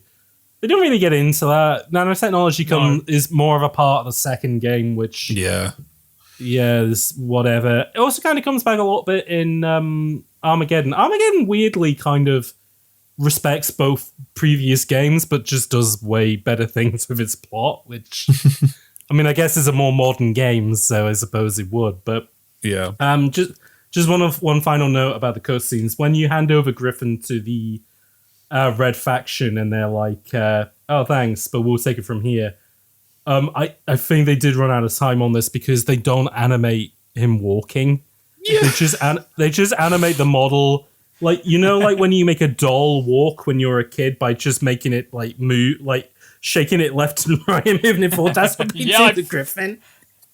I forgot that. It's really good. Big fan of that. Anyways, they tell you that the hole that you drop the robot down leads directly to the fucking hospital where Dr. Capex is. So. God, the hospital workers have a hell of a commute every day when they have to go down the furnace hole to get to work. Because the problem is you have to drop the robot in every single time so you don't burn to death going through the fucking... That's why the medical personnel are so valuable, because you need to be treated after you're done. No, exactly. Everyone has third-degree burns who goes to the hospital. As I mentioned before, you have to get a new monkey suit, you have to get a doctor's costume, and then you have to get a key card. Oh, relatively easy to do, but like I said, I did get like turned around quite a lot here. By the way, all this stuff that I've just explained, all of this happened in 2 hours. You go from the fucking mines underground to a fucking submarine and a cell section and fight multiple giant robots. And it's Parker literally clocked off work 2 hours ago, and he is now a figurehead of the rebellion by accident. Yeah. You have achieved so much within 2 hours than it's taken like 20 years for other people to achieve. It is something. What a talent. What a talent, Parker. What a man. And he then does my favorite thing in this entire game, which is you finally meet Dr. Capek. Yeah. He is a techno priest. Yeah, the game at this point has kind of established its tone and look. And then this guy turns up and he's like a fucking 40k villain. He has to kind of describe to describe the look of this game, is all like very big, bulky, kind of 50s-ish like Mars suits, like big. It's all very industrial, and industrial look. And then there's this cunt. There's this guy who looks like his skin is completely pruned like Mr. Burns. He has solid gold cybernetic parts, and he's wearing a blue onesie with a red cape over it. And he is literally, and you go, oh, maybe he just looks like that. No, then he opens his mouth and he's like a villain from like a cartoon. He's like, yeah, I made the plague to kill everyone and I do it again. I think the best thing about meeting him, though, is so Parker, in a move that's pretty cool, is just like immediately like, I'm fucking dropping him. Just unloads several shots, but they're deflected by his fucking purple shield. energy shield. Yeah. And then the guy says, haha, you can't kill me. And he explains this to it, and then Parker's just like baffled and then just keeps trying to shoot. Yeah, and then Parker was in a new club and just starts shooting at him again. Oh, Jesus Christ. Great protagonist. Genuinely the dumbest, funniest, best man alive, Parker. He's so good. Yeah, just the fact that he was like, well, it didn't work that time, but maybe if I do it this time, it'll definitely work. And you know what? He's not wrong, because that is the fucking solution. No, yeah, that is the solution when you finally fight him as a boss, is you just shoot his purple shield until it eventually dissipates, and then you can kill him. So Parker is both an idiot, but he was an idiot on the right track. I mean, the man is a hammer, and every problem is a fucking nail. The final moment of the game fucking sums it up the best. Before, I won't describe like everything that happens between Dr. K-Peck and then finally beating him, but again, the game takes another tonal swerve of, at this point, it is very hard sci-fi because it's all industrial. But then Dr. K-Peck goes, you'll have to follow me through the mines. I hope you like my experiments. They just introduce giant rats. Giant alien rats just sitting up as an enemy type now. And it's like, cool, okay. Whatever. They tie that in because it's like plague victims turned into rats or something. Oh, they were part of his plague experiments. Is that maybe some of them had turned into rat monsters with giant tusks. Yeah, I think they're all very these are some mad of your at you. revolutionaries. Yeah, is this the part where the leftists on the team left? Yeah, And they brought in got vetoed. They brought in the Saints Row 3 people to be like, all right, let's get this script over the line, guys. And they also, much like the guys who made the sci-fi, that made the James Bond level, they also didn't tell them what game it was, so they did something completely different as well. Oh my god, yeah. Because you then go into an ice cave, and Dr. K-Peck says, you're here for feeding time, good luck. You go down an ice chute, and there's a giant worm boss. Oh, the worm boss. I hated that. For one room only, the worm boss. There's a giant worm boss, and it's never acknowledged after you defeat him that there was a giant worm down there. Everything that happens in this game feels like the game is trying to get you to tell someone else it happened, and they would feel like you're gaslighting them. It's like, no, that didn't happen. I feel gaslight. Yeah. Like I literally had to rewatch my footage and go through Wikipedia to be like, did that happen? Because like there was points in this game where I was like, I did that in a different FPS game for Volition. No, it all happened with the fucking. It's like the joke that I made in Haze, where it was like, at the end of the game, you should just fight like a giant haze monster. But they literally did it here. You just fight a giant Martian worm, and then he never comes back. Yeah, this is the epitome of like how I remember a lot of early 2000s games of just things happen. Yeah. Like that's just the summary of the game is things happen. Yeah, there's just a giant worm boss. Don't worry about it, though.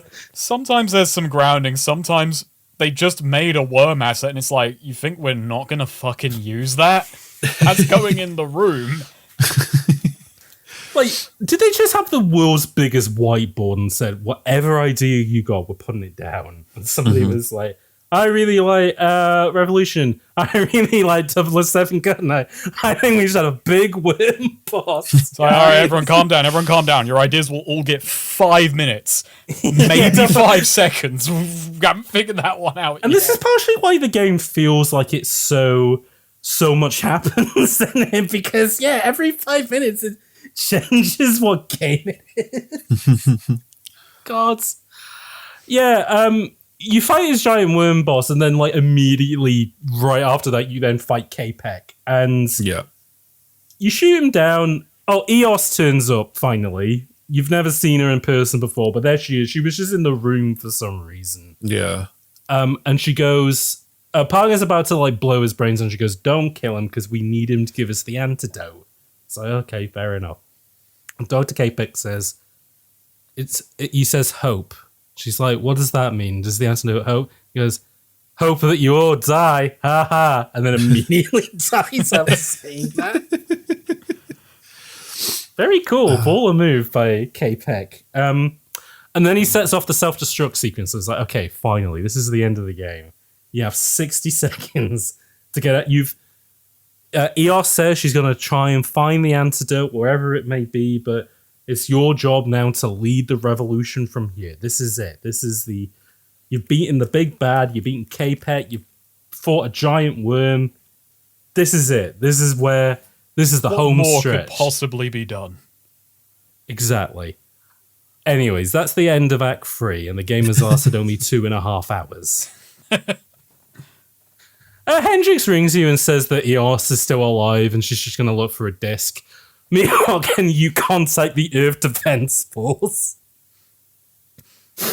Up next, the satellite facility, and the mercenaries start turning up.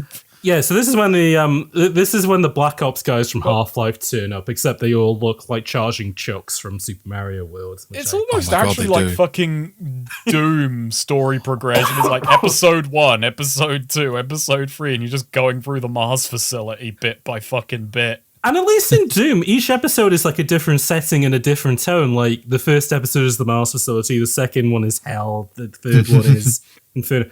This is like that, but it just is crammed all into the same game. Fucking smushed together. And then sometimes you might go to Hell earlier than you might need to, but you're only there for 5 minutes. Like, it's episode 1, knee deep in the dumb, because that's all it's fucking knee deep in the dumb.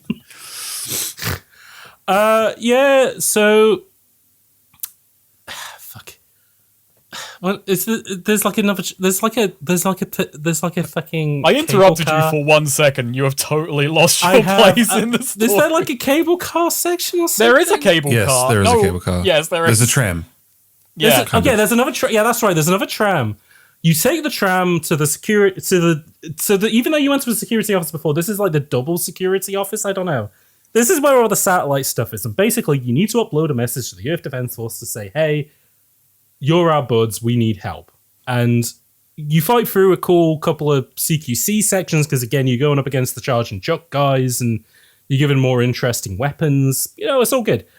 But you send a message, but it's all bad, because basically, nobody told you that above the surface of Mars also have a satellite station with rockets and stuff on it. So if the EDF come over to Mars, they'll get blown to smithereens. So now you have to find a way to get onto the space station. Big end game part. Yeah, absolutely. You can't top going to a space station and blowing it up. Ridiculous. Super Mario Odyssey ends with you going, like, leaving the Earth and going to, like, the biggest satellite of all, the moon. Like, this is what this game's doing. Like, a lot of games just change the setting big time when it ends. It's like, okay, this makes sense. You go to the space station, and this is where... Oh, no, before you go to the train station, you do ride the tram a couple of times, because, like, you blow up the facility that you came from. I will say it is a really cool, little set piece when you're having the shootout between trams. Like, I always love that stuff. Yeah, and the trams are, like, going at different speeds side by side, and yeah, it's done really well. Like, whenever there is side-by-side tram shootouts, that's, like, immediately the coolest thing. So good news, if you're a fan of a train shootout in a game, because of just how much content is in this game, fortunately, that is also in this game. That just happens at some point. It's a bit like, did you ever hear the thing of like how the Zucker brothers write their films, which is, you know, if you don't like one joke, don't worry, because they'll be on to the next one in 10 seconds. Yeah. That's what this game is. Like, there were a few sections I didn't like, but they generally took me ages because there are some horrid difficulty spikes when this kind of stuff happens. There are some parts of this game where figuring out the way ahead is also really shit. It's somewhere around this section, so I'm just going to play about it now, but there's one point where, I think it is around the time you're blowing up the facility, that you do the thing to plant the bomb, and then you have to go back the way you came, and you have 30 seconds to run back to a train, and they have spawned a bunch of enemies, and this is where the mercenaries come in, and the rail driver is introduced, so, hey, make a bunch of blind, quick turns around these tight corners, and just don't get one-shot by the enemies with unbelievable accuracy. Just do it. Just don't get shot, 5 head. Easy. Just write it out. Yeah, just go write for it it.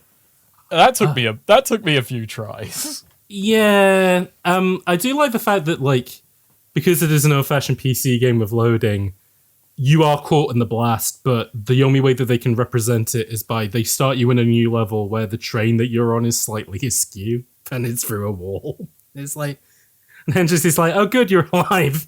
Fortunately, you're really near the launch pad, so get a wiggle on. Oh, yeah. This is where they add in the Warthog run from Halo, where Yes. you have to run through it. You have to drive through a canyon as quickly as possible to get to the launch. Again, really cool end game stuff. I really feel like the game is going to end any minute after this. Actually, I've got to interrupt the pace minutes because I forgot. The other time I wanted to smack Hendrix. Rewind a lot. You remember the stealth section where you're just sneaking through and he's like, hey, Parker, come over here. And you walk into him, he's like, hey, Parker, I wanted to see you in person. I'm here. Hello. And I was like, fucking, I hate you, Park. And I hate you, Hendrix. That's why you kidnap Peter Griffin. He goes, hey, Yeah. go to the security office. And do you know what's really funny with that is that he just wanted to doesn't see you. stand up to look at you. He's still on his computer Yeah. as he's talking to you. It's like, I have never hated an NPC so much as you. Just like, I'm doing this horrible stealth section. You gave me an extra objective for this. To not even look at me. God. Anyway, yes. Hendrix also tells you that they've sent an assassin called Masako. Don't worry about it. Maybe she'll be like on the space station or whatever. It doesn't really matter that they sent somebody called Masako. You know, whatevs. Yeah, But does you that sneak matter? onto the rocket, and then you're on the space station. Here it is. End of the game. Hendrix tells you, go to the nuclear power station, overload it, go to the security station, get a key, and then escape through the pods. And oh boy, it's like the end of Metroid. You're like trying to pull all this off, and you're fighting soldiers. They also changed the gravity a little bit, don't they, in this bit? Yeah. Yeah. It's which like is moon gravity-ish. always a nice touch. Always like it when they add moon gravity to games. Oh, it's Yeah. also where I really noticed the particle effects are really nice when you shatter glass and what have you, and they were really floaty in here. That Oh, looked really I never cool. talked about that. The glass shattering in this is really quite nicely done, and we forgot to mention right at the beginning, but it does have a relatively decent tutorial, much like the Half-Life 1 tutorial, where it like walks you through every mechanic that might come up. And right at the end, they show you all the geomod stuff, and they basically put you in a room where you can just like turn everything to rubble and like shattered glass, and it is like really quite Looks nicely good. done. Yeah. And again, it is. I mean, like, especially it's a shame on the space station, like because everything's made out of metal, you can't reduce anything. Unfortunately, Yeah. You cannot create a vacuum and just ruin the level. That would be really that'd be fun. cool. That'd be good. You should let you done that. There were random game over points if you died at certain sections, and it'll give you like a text roll. So why couldn't they just be like, you died on this? I didn't level? actually know there were custom game overs. Yeah, Yeah, there's a couple. I had a custom game over at a point, but I can't remember why it happens. Yeah, I can't remember why it happened either, but I remember there's a couple points where it gives you like a text out. It's like, this happened, so now everything is bad. Oh wait, no, I did get one when I failed like a timer or something. It's like, with Parker dead, the rebellion fell apart. And Oh like, yeah, that was it. God. Hendrix dying for me as well in one part did fuck stuff up, but it doesn't matter anyways because you get now on the you escape don't get pod. to smack him. Reload. You get on the escape pod. You leave the space station as it blows up excitingly. Probably going to take the escape pod back to Earth because you've done it. The Earth Defense Force can finally get to Mars. I Mission think Parker accomplished. had a moment when he landed back on Mars like, shit, I missed. Yeah. Wrong one. Yeah.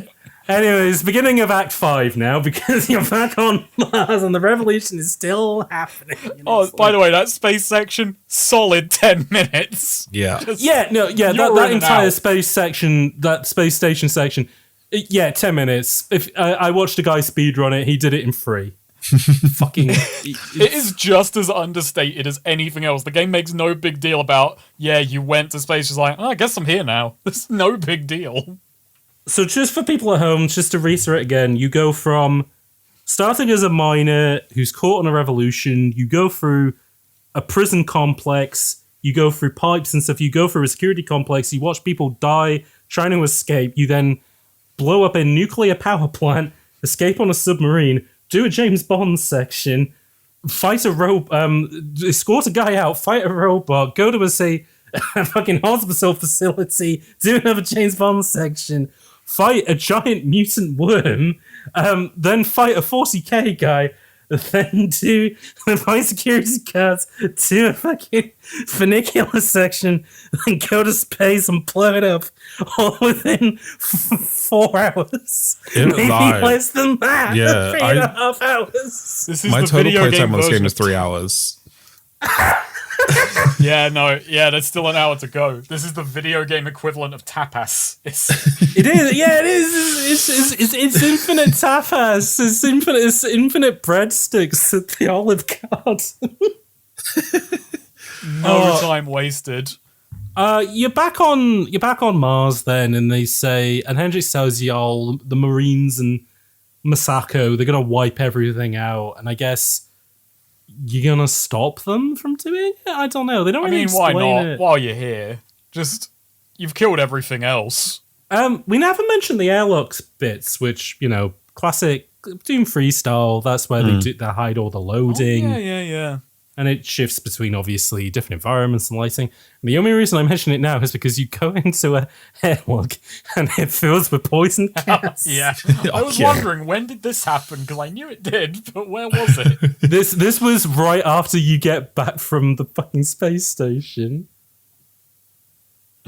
Oh, yeah. You go into an airlock room and they knock you out with poison gas. They strip you of all your weapons and they throw you in a prison cell. It's like, oh, Jesus, I thought this game was going to end, but this is like a midpoint twist. What the fuck? Now it's time for Revolution 2. Revolution 2, here we go, baby. It basically is. It's just as pacey getting out of there. Well, here's the thing. Like, you go to prison and you're like, oh, shit, is there going to be like a stealth section or whatever? Again, fraction of a second later, you get a fucking revolution happens and you get all your guns back. Like, it's not even like a twist. It's barely even a rope. I think they just needed a way to change location. Like, we can't make all of this connective tissue. Just knock the player out and wake them up somewhere else. Let's just move them inside a giant metal facility, which looks like all the other ones, except that this one has spooky skulls everywhere. Because I think this is like a mercenaries base or whatever. I don't know. James is not lying on the fact that it is a fraction of a second. You're in the jail cell, you share one sentence with the guy across from you who just says some inane chatter about what's going on, and then, it's the red faction, bang, your door opens and that's it. That's the prison break section. That's it.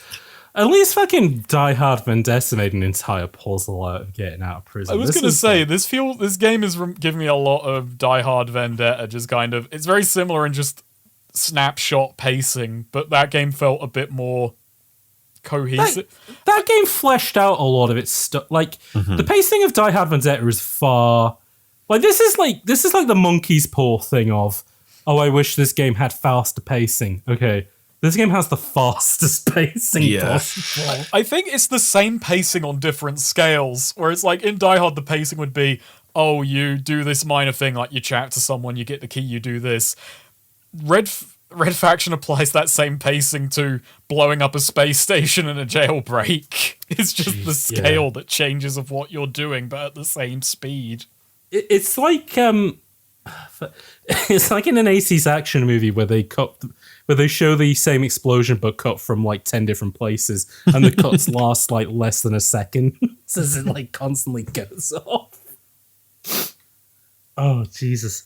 You do finally get to meet Hendrix properly in person at this point, and he's like, hey, we're gonna blow up their nuclear reactor now and escape, so I'll help you hack some doors and then you like do generator rooms and stuff.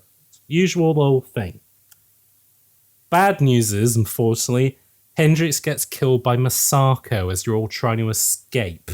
It's very sad because he says, I can't even remember what he says. It's not even like avenge me or anything. It's just like finish the job or whatever. It's some equivalent of finish the job. Yeah. He walks into a room and then it blows up because Masako rigged it with explosives or something. Yeah. Oh, yeah. Jesus. And then, Masako then just starts ripping the piss out of you, being like, that's what you get for being a traitor, Hendrix, and that's what you're going to get as well, Parker. I'm going to kill you big time. It's like, that's what you get for being commies. Yeah, exactly. That's what you get for being a commie. And then, like, the biggest commie, you take over a flying drone and you get a nice flying drone section for the last few minutes of the game. Which you then take against a boss fight against Masako, who has her own flying drone. Wait. Sorry, I missed something. No. You could take a flying drone. Oh, did you not know? I did that whole fucking section on foot. I hated it. Wait, did you do the entire boss fight on your feet? Yeah, I beat that on Jesus. foot. I didn't know that was an option. It takes so long to get through on the drone alone.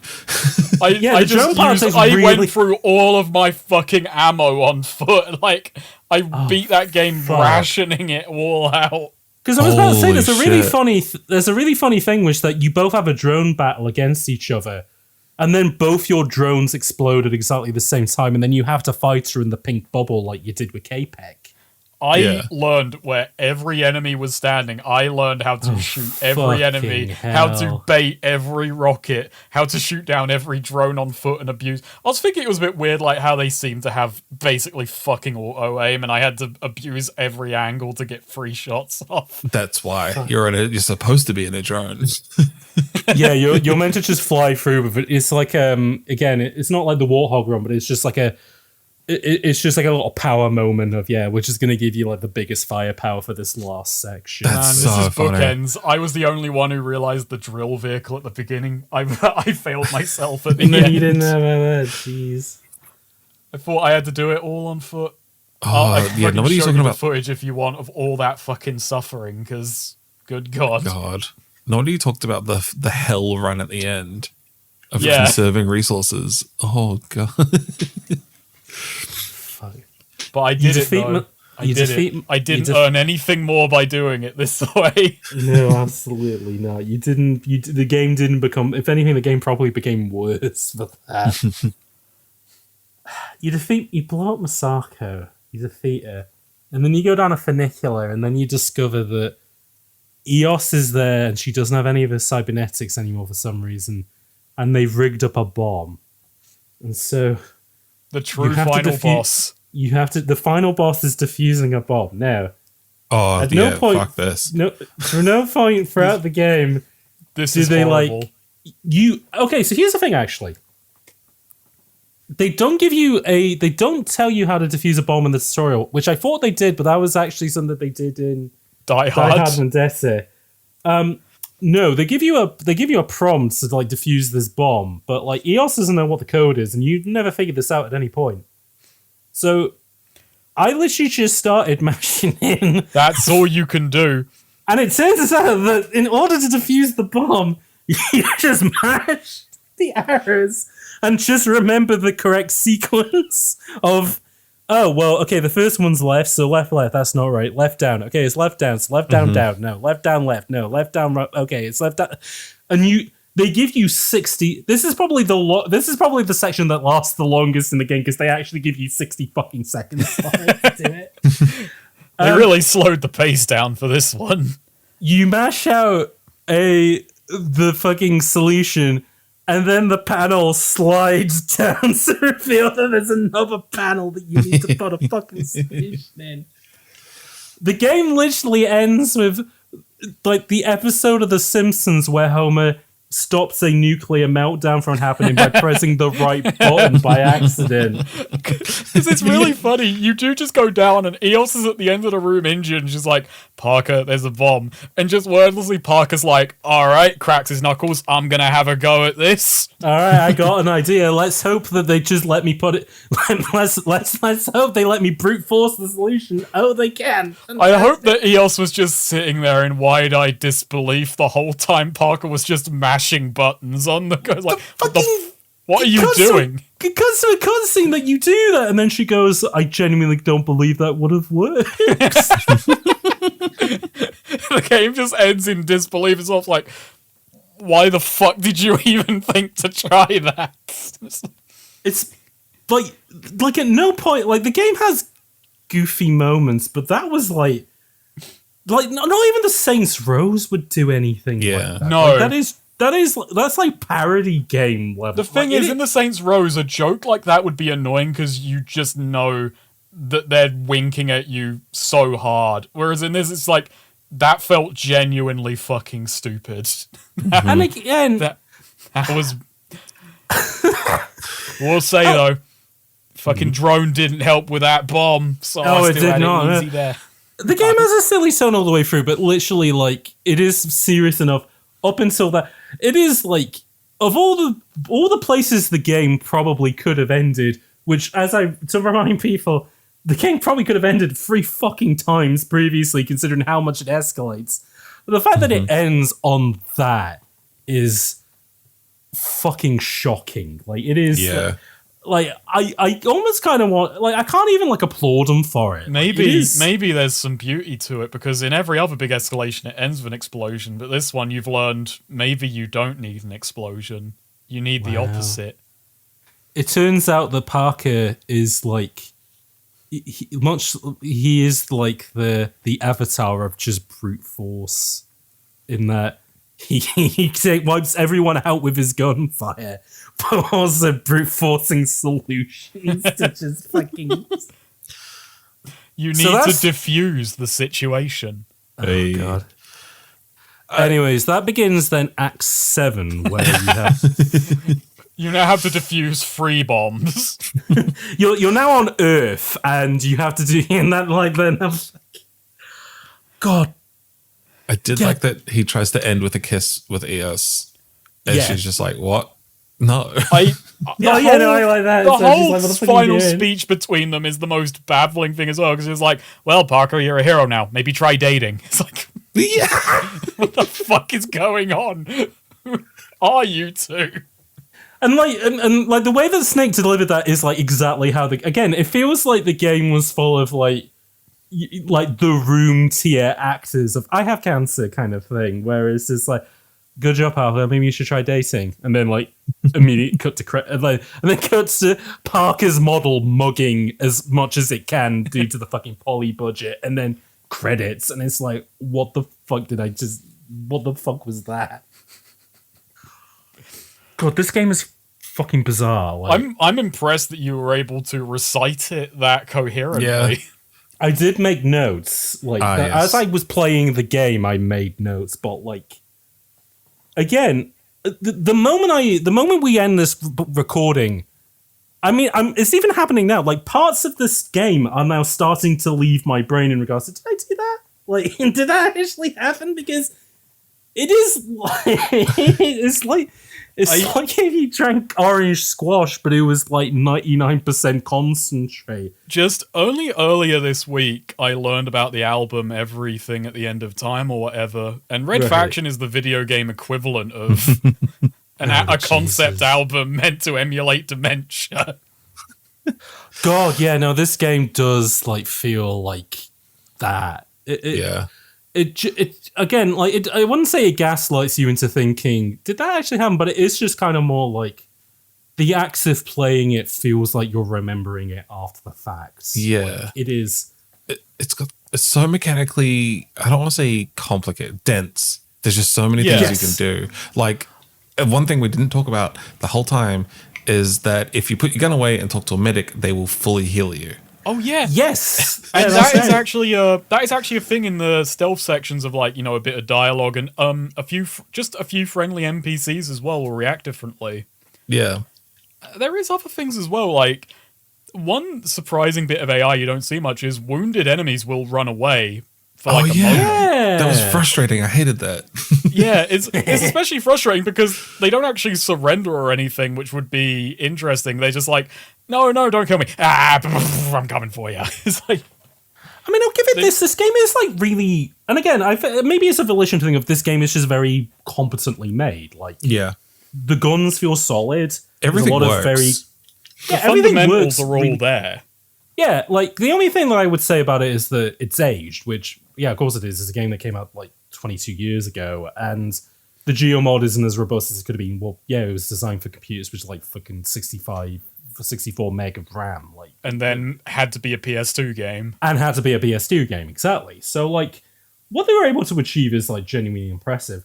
And I can't help but also be impressed by just the fucking crackhead pacing of we're only going to be able to make one game, so we're going to make one game that feels like 5 fucking games crushed in, and we're just going to take out any of the like again like a really good video essay could be written about like the necessity of having downtime in games where like you catch your breath and do whatever and like build repertoire with like characters and stuff like that. This game has 0 downtime. Like K-Pek being as villainous as he is, I think was probably just a fact of he's only going to be on screen for 3 minutes. So he has to be like, you have to immediately get what his character is, like the moment that you see him. Same with like Griffin being like kind of just a shitty office, like, hey, I'm just doing my job kind of game. The same as Eos being like a hardcore kind of like, revolutionary leader. The same as Hendrix being Moz from the IT crowd. Like everyone is like really broadly drawn, but they kind of have to be because of how much you just whip through stuff. It's mad. Like there is no time for anything but just raw on the nose symbolism of here is exactly what this person or thing is. Now just keep going. Now, quick question for both of you with playing Red Faction 1.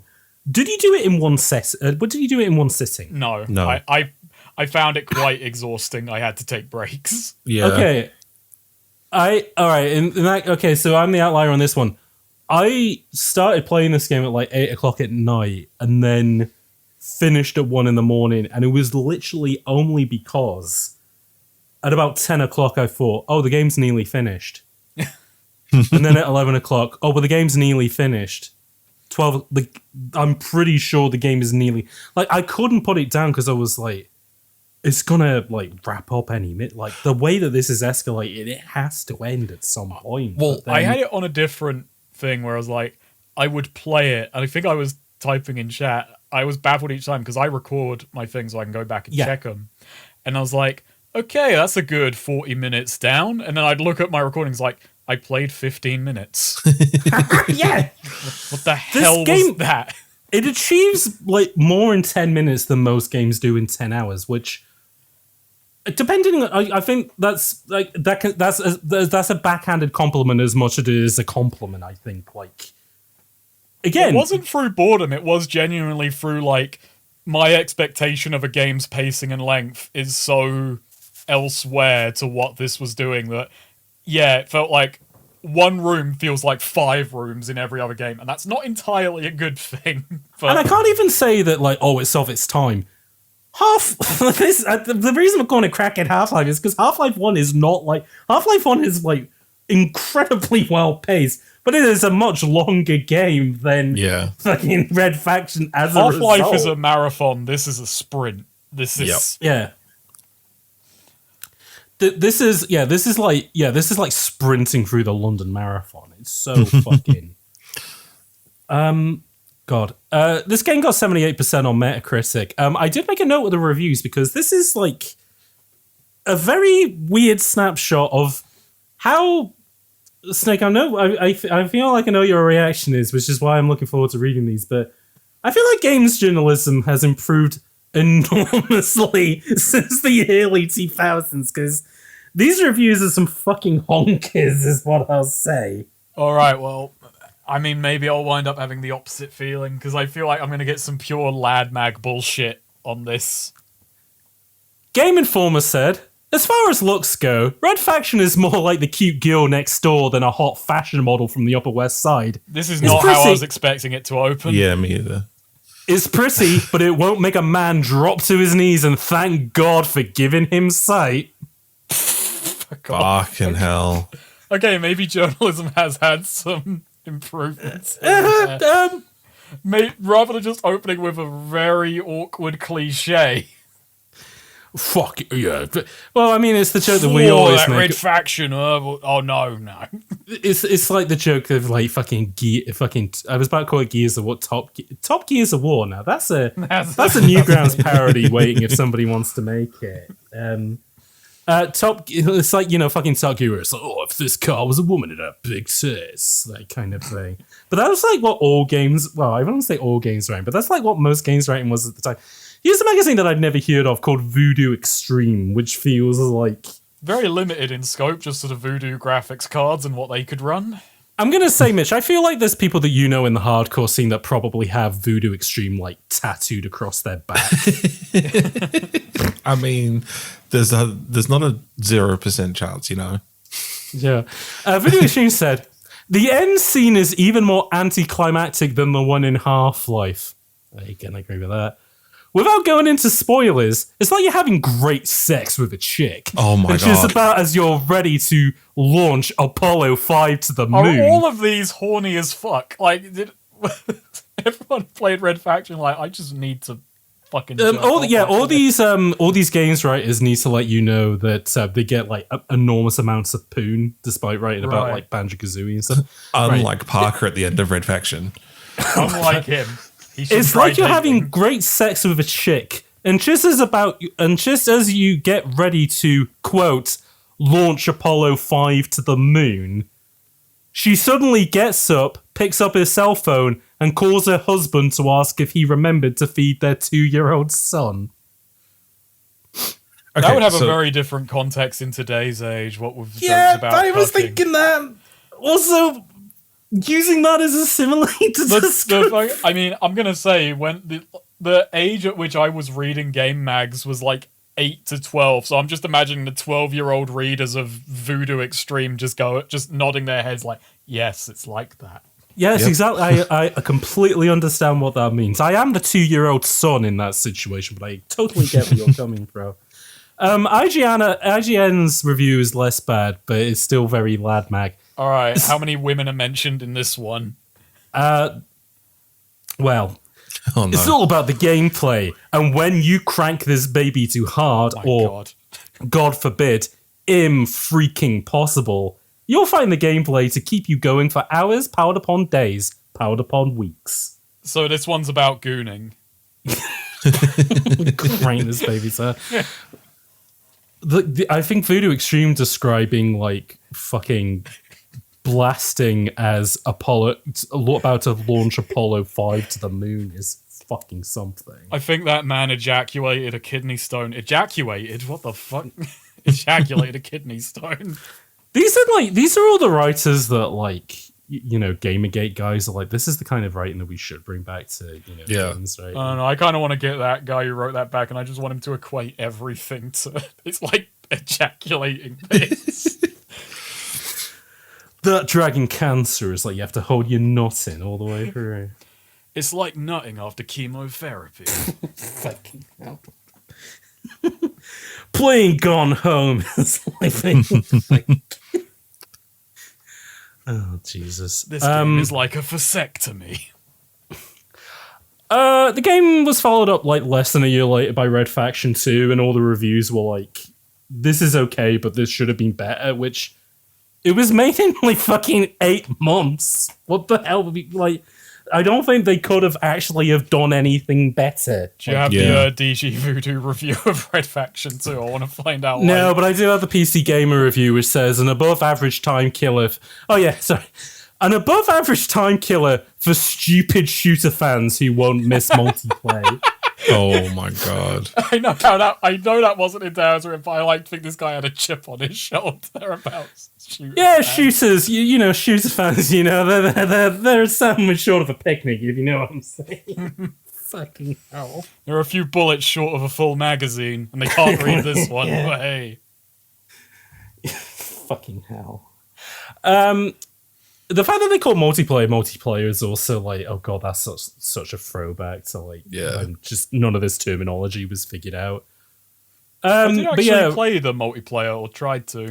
No, I didn't have much luck with the first one. I did, and the second one I couldn't figure out if it had bots or not, so I didn't. They took multiplayer out of the PC version because it was a really bad port. It's very strange. Oh yeah, I heard that. Yeah. So like, Red Faction 2 was aimed like at consoles first and foremost because like the PS2. Oh yeah, I should probably. So yeah, Red Faction did do like pretty well sales wise, which will be quite ironic when we get to the quiz. But Yeah, like it was a decent seller for THQ. THQ, which was like a company that was literally built its bread on, we don't have to spend a lot of money on development, but like if we push this at a high volume and a low price, we'll just make our money back. And yeah, like Red Faction is like a really good example of that. But yeah. So after that, they would work on like a couple of different projects. They had a game prototype called Underground, which was all about pulling off heists, which sounded really cool. And then they were working on that project literally the year that GTA 3 came out, and THQ said, could you make this the biggest open world game on the market? And they were like, absolutely not. Because they cancelled that project, though, THQ said, do you want to work on a licensed game? And that's how they ended up working on The Punisher. So, they're not all bad. And, yeah, silver lining.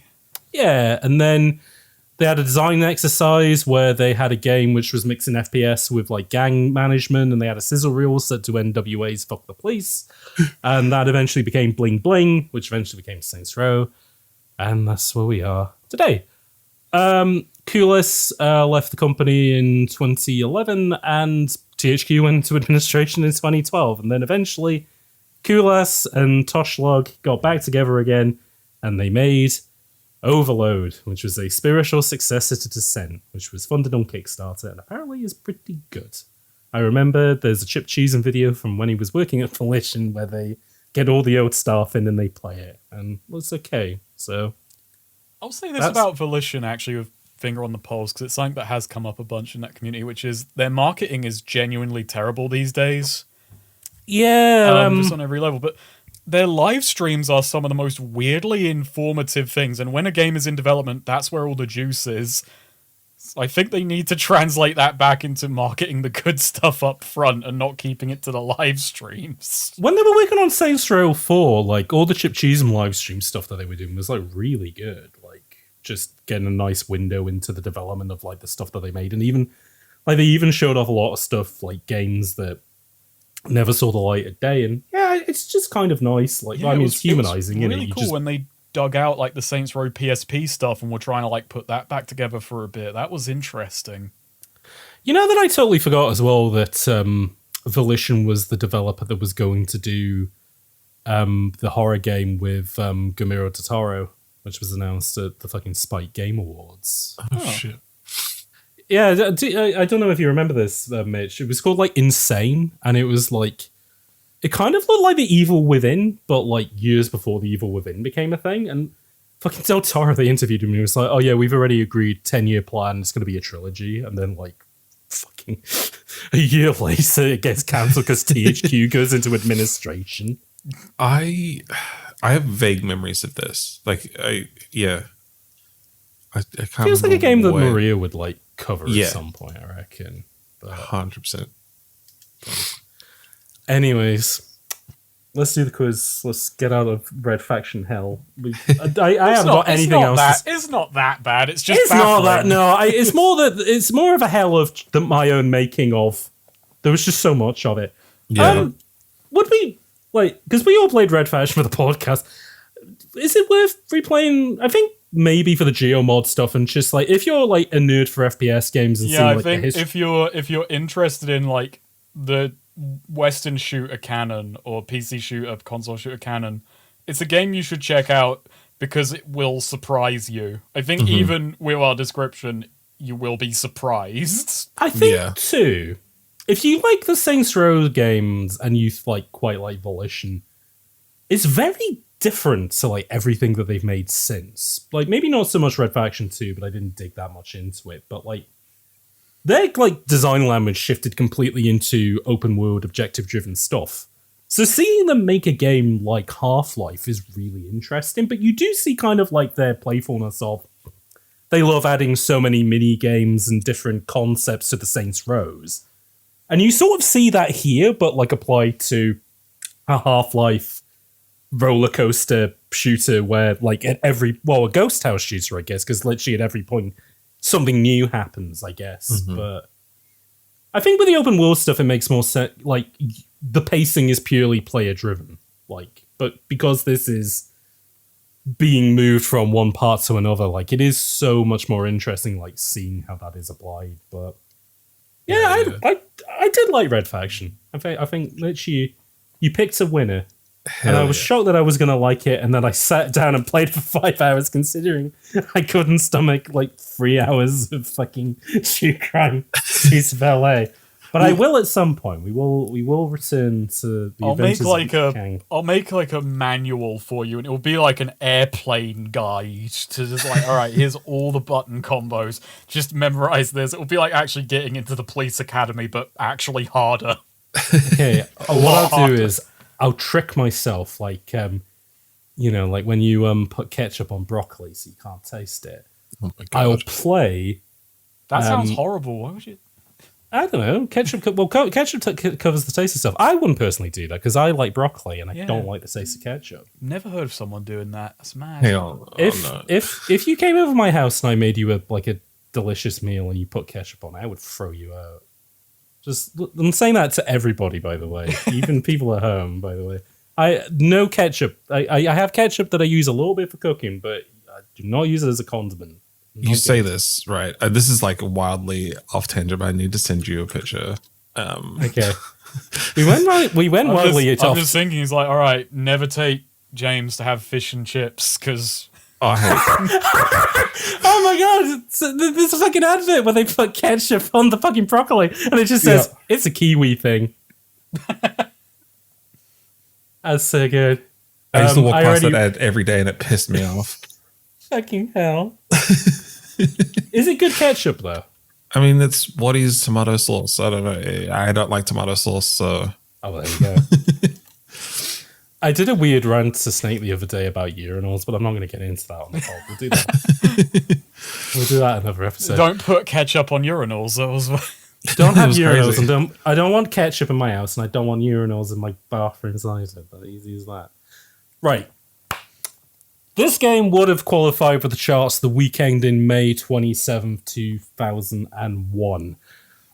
Unfortunately, and I went through all the different charts that I could, like Chart Track and VG charts and stuff like that, I could not find a chart where Red Faction did make it. That either means that these charts aren't very good and don't cover everything, which I think is more likely, or potentially Red Faction didn't sell enough copies to make the charts, which would be quite unfortunate.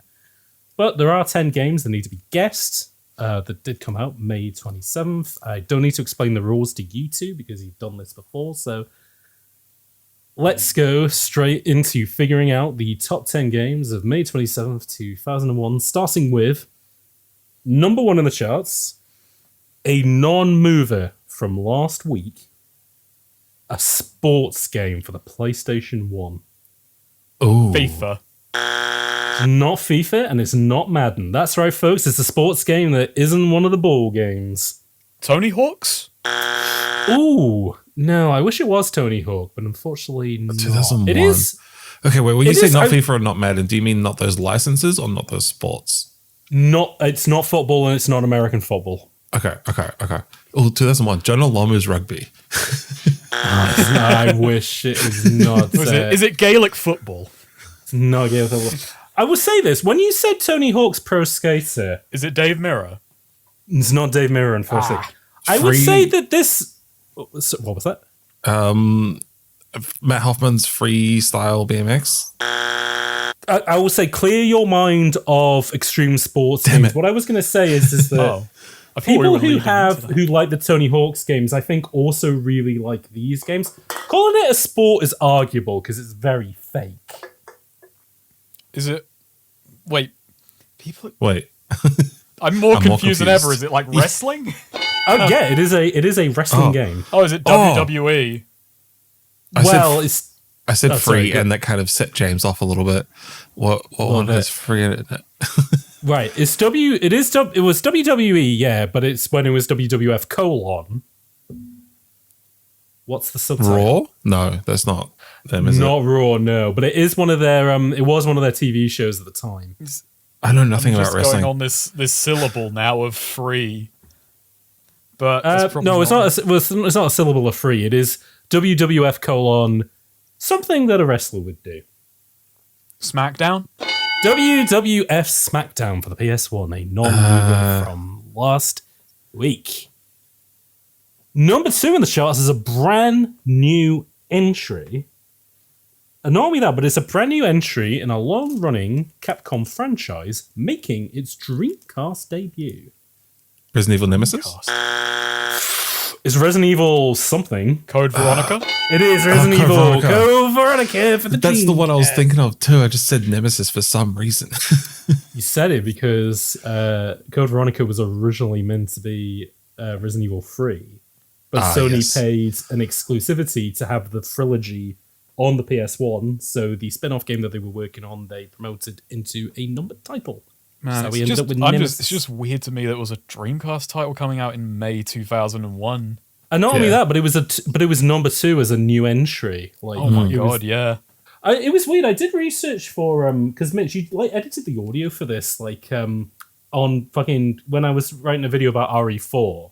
Oh yeah. And I always thought that Code Veronica was just like, oh, that's the dud. Like that was where the franchise fell off. No, people were like fucking zazzed for Code Veronica because it was all I liked quote it unquote. It's okay. It's all real until I time played it cameras. recently, but like I liked it at the time. I played the GameCube version a year ago, and I would say a little bit like Red Faction. That game is fucking cooked. Like, Yeah.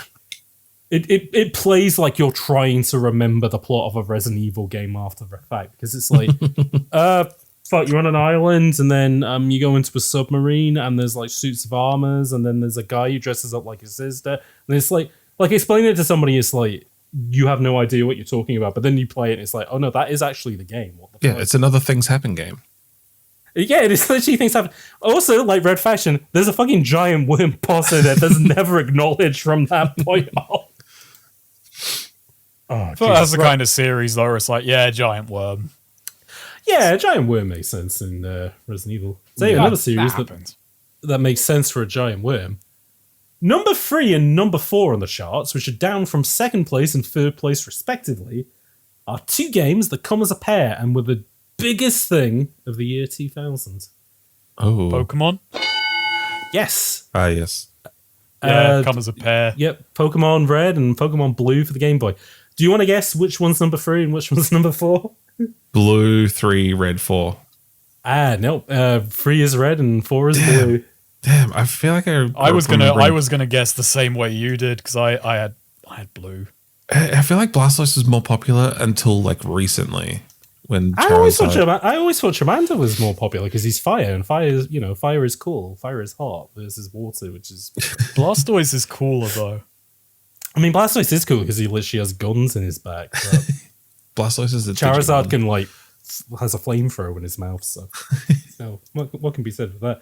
At least we can all agree that Venusaur isn't very cool at all. Nah, fuck him. So, 2001 Pokemon Red and Blue on the charts. Yeah, they're still in the charts. They're just still not on the charts. moving. I was gonna say because that's gold and silver time. Oh yeah, that's right. Because like those are like the last Game Boy games that come out before the Game Boy Color, which ironically was the Game Boy Color game in the charts. But I think they might have also been pumped up in the charts due to another release, which we'll get to in a moment. Because first things first, number 5, down from 4th place. This one actually is a football game, and it's tied into a big event that's happening this year. Or last FIFA World year, I Cup? think.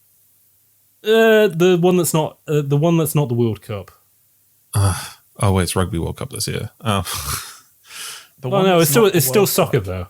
Snake, you should probably know this. Red card. Oh, damn it, not red card.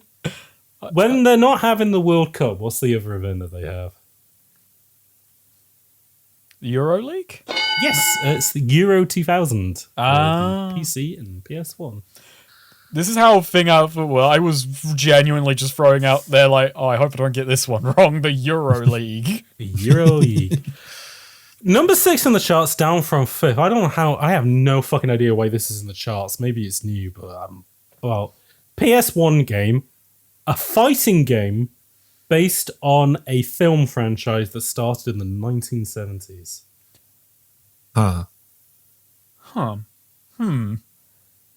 This one's that's an odd one. You can ask. You can do like 20 questions to me. it's a if you head wanna, like- scratcher. Film series. What's the country of origin of the film series? The United States. That makes it even more confusing. Long, like, did it run for long? Yeah, I think I would. It's actually still running, if you can believe it. Is it a James? The only thing I think of is a James Bond. That's England. Fuck. Ooh, it's not James. No, it's not James Bond. But it's James Bond fighting game would be pretty mad. James Bond fighting game would be fucking dope. I would be fucking down for that. I'll give you a clue. Science fiction. A Star Wars fighting game? It is a Star Wars fighting game, but do you know which one? Masters of Mon Calamari. It's not Masters of Terrace Kai. No, it's the other one. There's oh my god. There were 2 Star Wars fighting games? Sure were. That wasn't the Soul Calibur 4 tie-in? No. What the hell am I learning today? This is a game based on the Phantom Menace, by the way, episode 1. Jedi Power Battles? It is Jedi Power Battles. That wasn't a fighting game. Was it not? No, I had that on Dreamcast as a kid. It's this weird kind of not isometric, but like top down. I guess beat 'em up. You could call it. Oh yeah, it's like a top down shooter, but it's a beat 'em up. Oh, you know what? I thought it was a fighting game. Well, if you would have got, I will say this: I enjoyed it as a kid, but it is probably very bad. We should co-op that one day somehow. That would be really nice. We'll do that for unfun. the Star Wars game podcast. That'll be good. Right, number 7, up 24 places this week is a Nintendo 64 game. Nintendo published, cashing in on another game that is in the charts. Pokemon Stadium.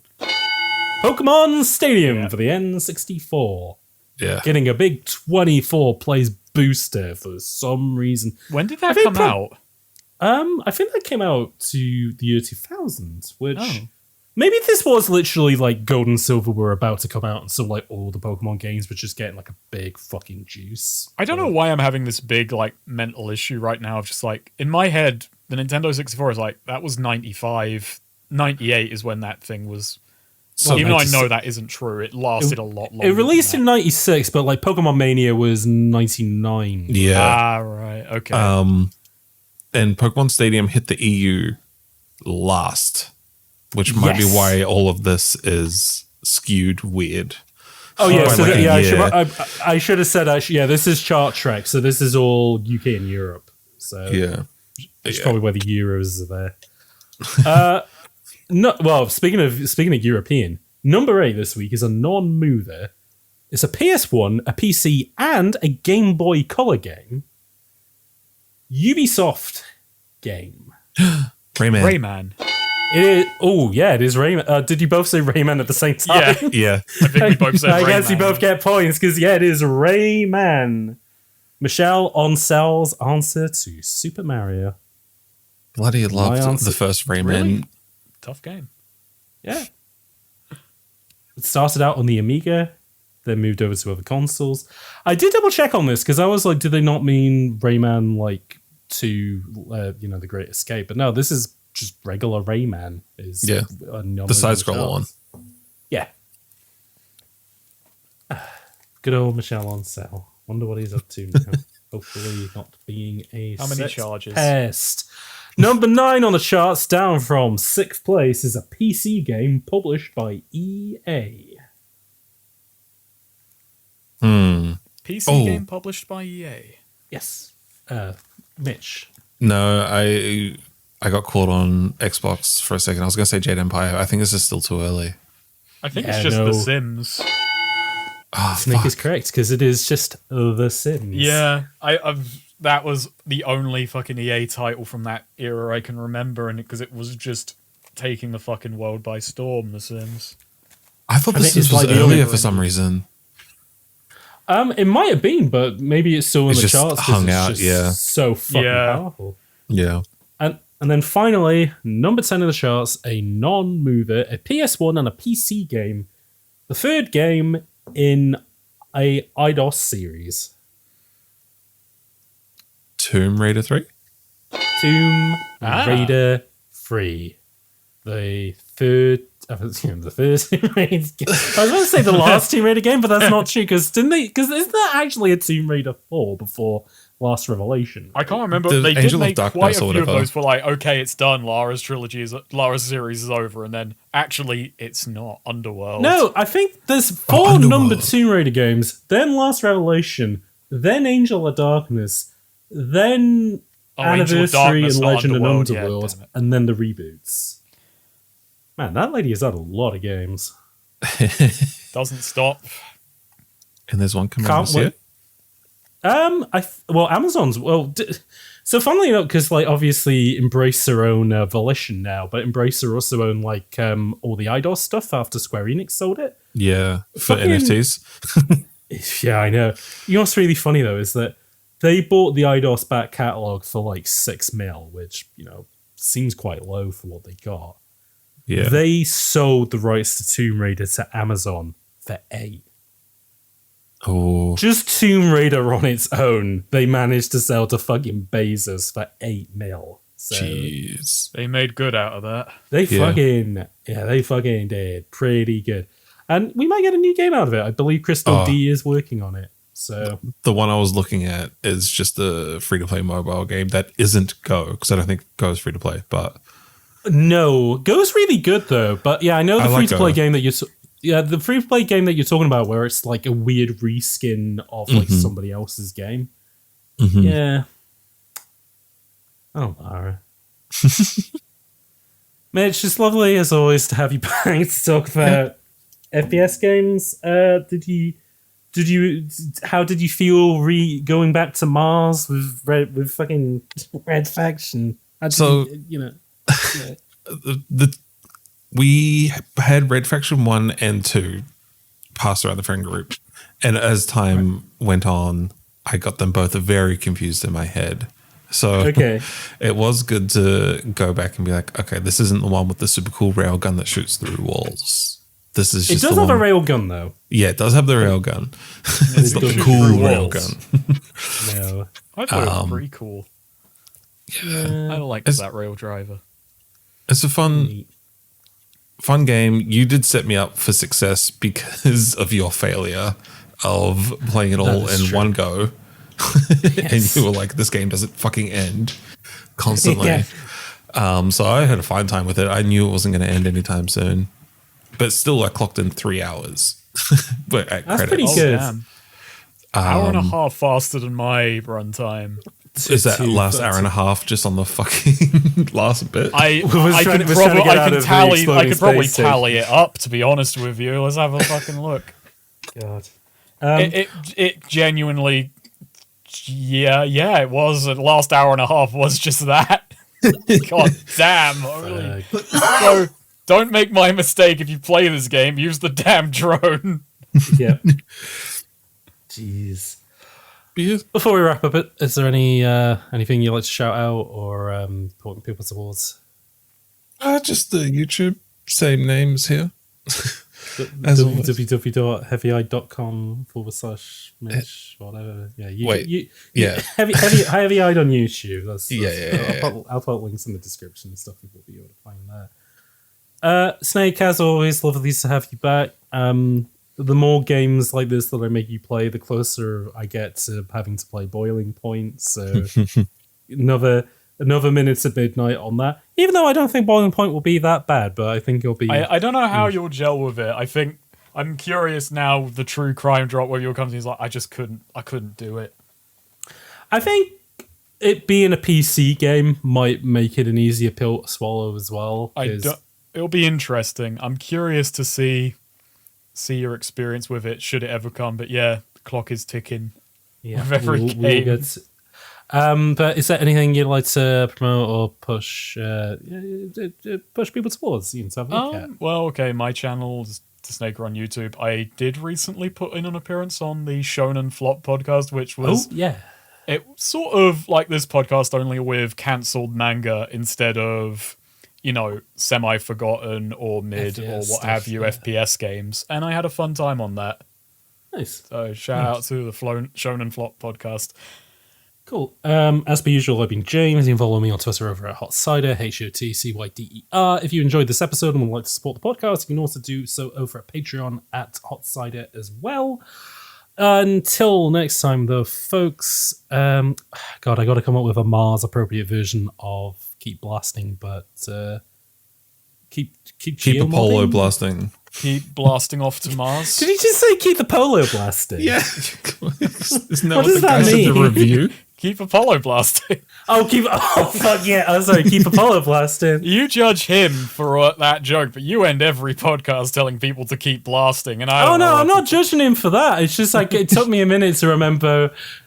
And just as you're ready to launch Apollo 5 to the moon, she suddenly gets up, picks up the cell phone, and calls her husband to ask if he remembered to feed their 2-year-old son. Like, God, fucking games writing, eh? Has it got better? Has it got worse? You decide. Weigh in the comments, leave us post. Some fucking your podcast app of choice, I guess. Ugh. The Bullet Time podcast is made possible by Arcadeology, Eric Hamilton Schneider, GamePlayer 1500, Mouse, Valerie B, VG, and the HotCyder support tier. If you'd like to help with the production of episodes and gain access to extra content, consider supporting over at patreon.com/HotCyder. That's HOTCYDER. A special thanks to Max Coburn for the Bullet Time theme tune.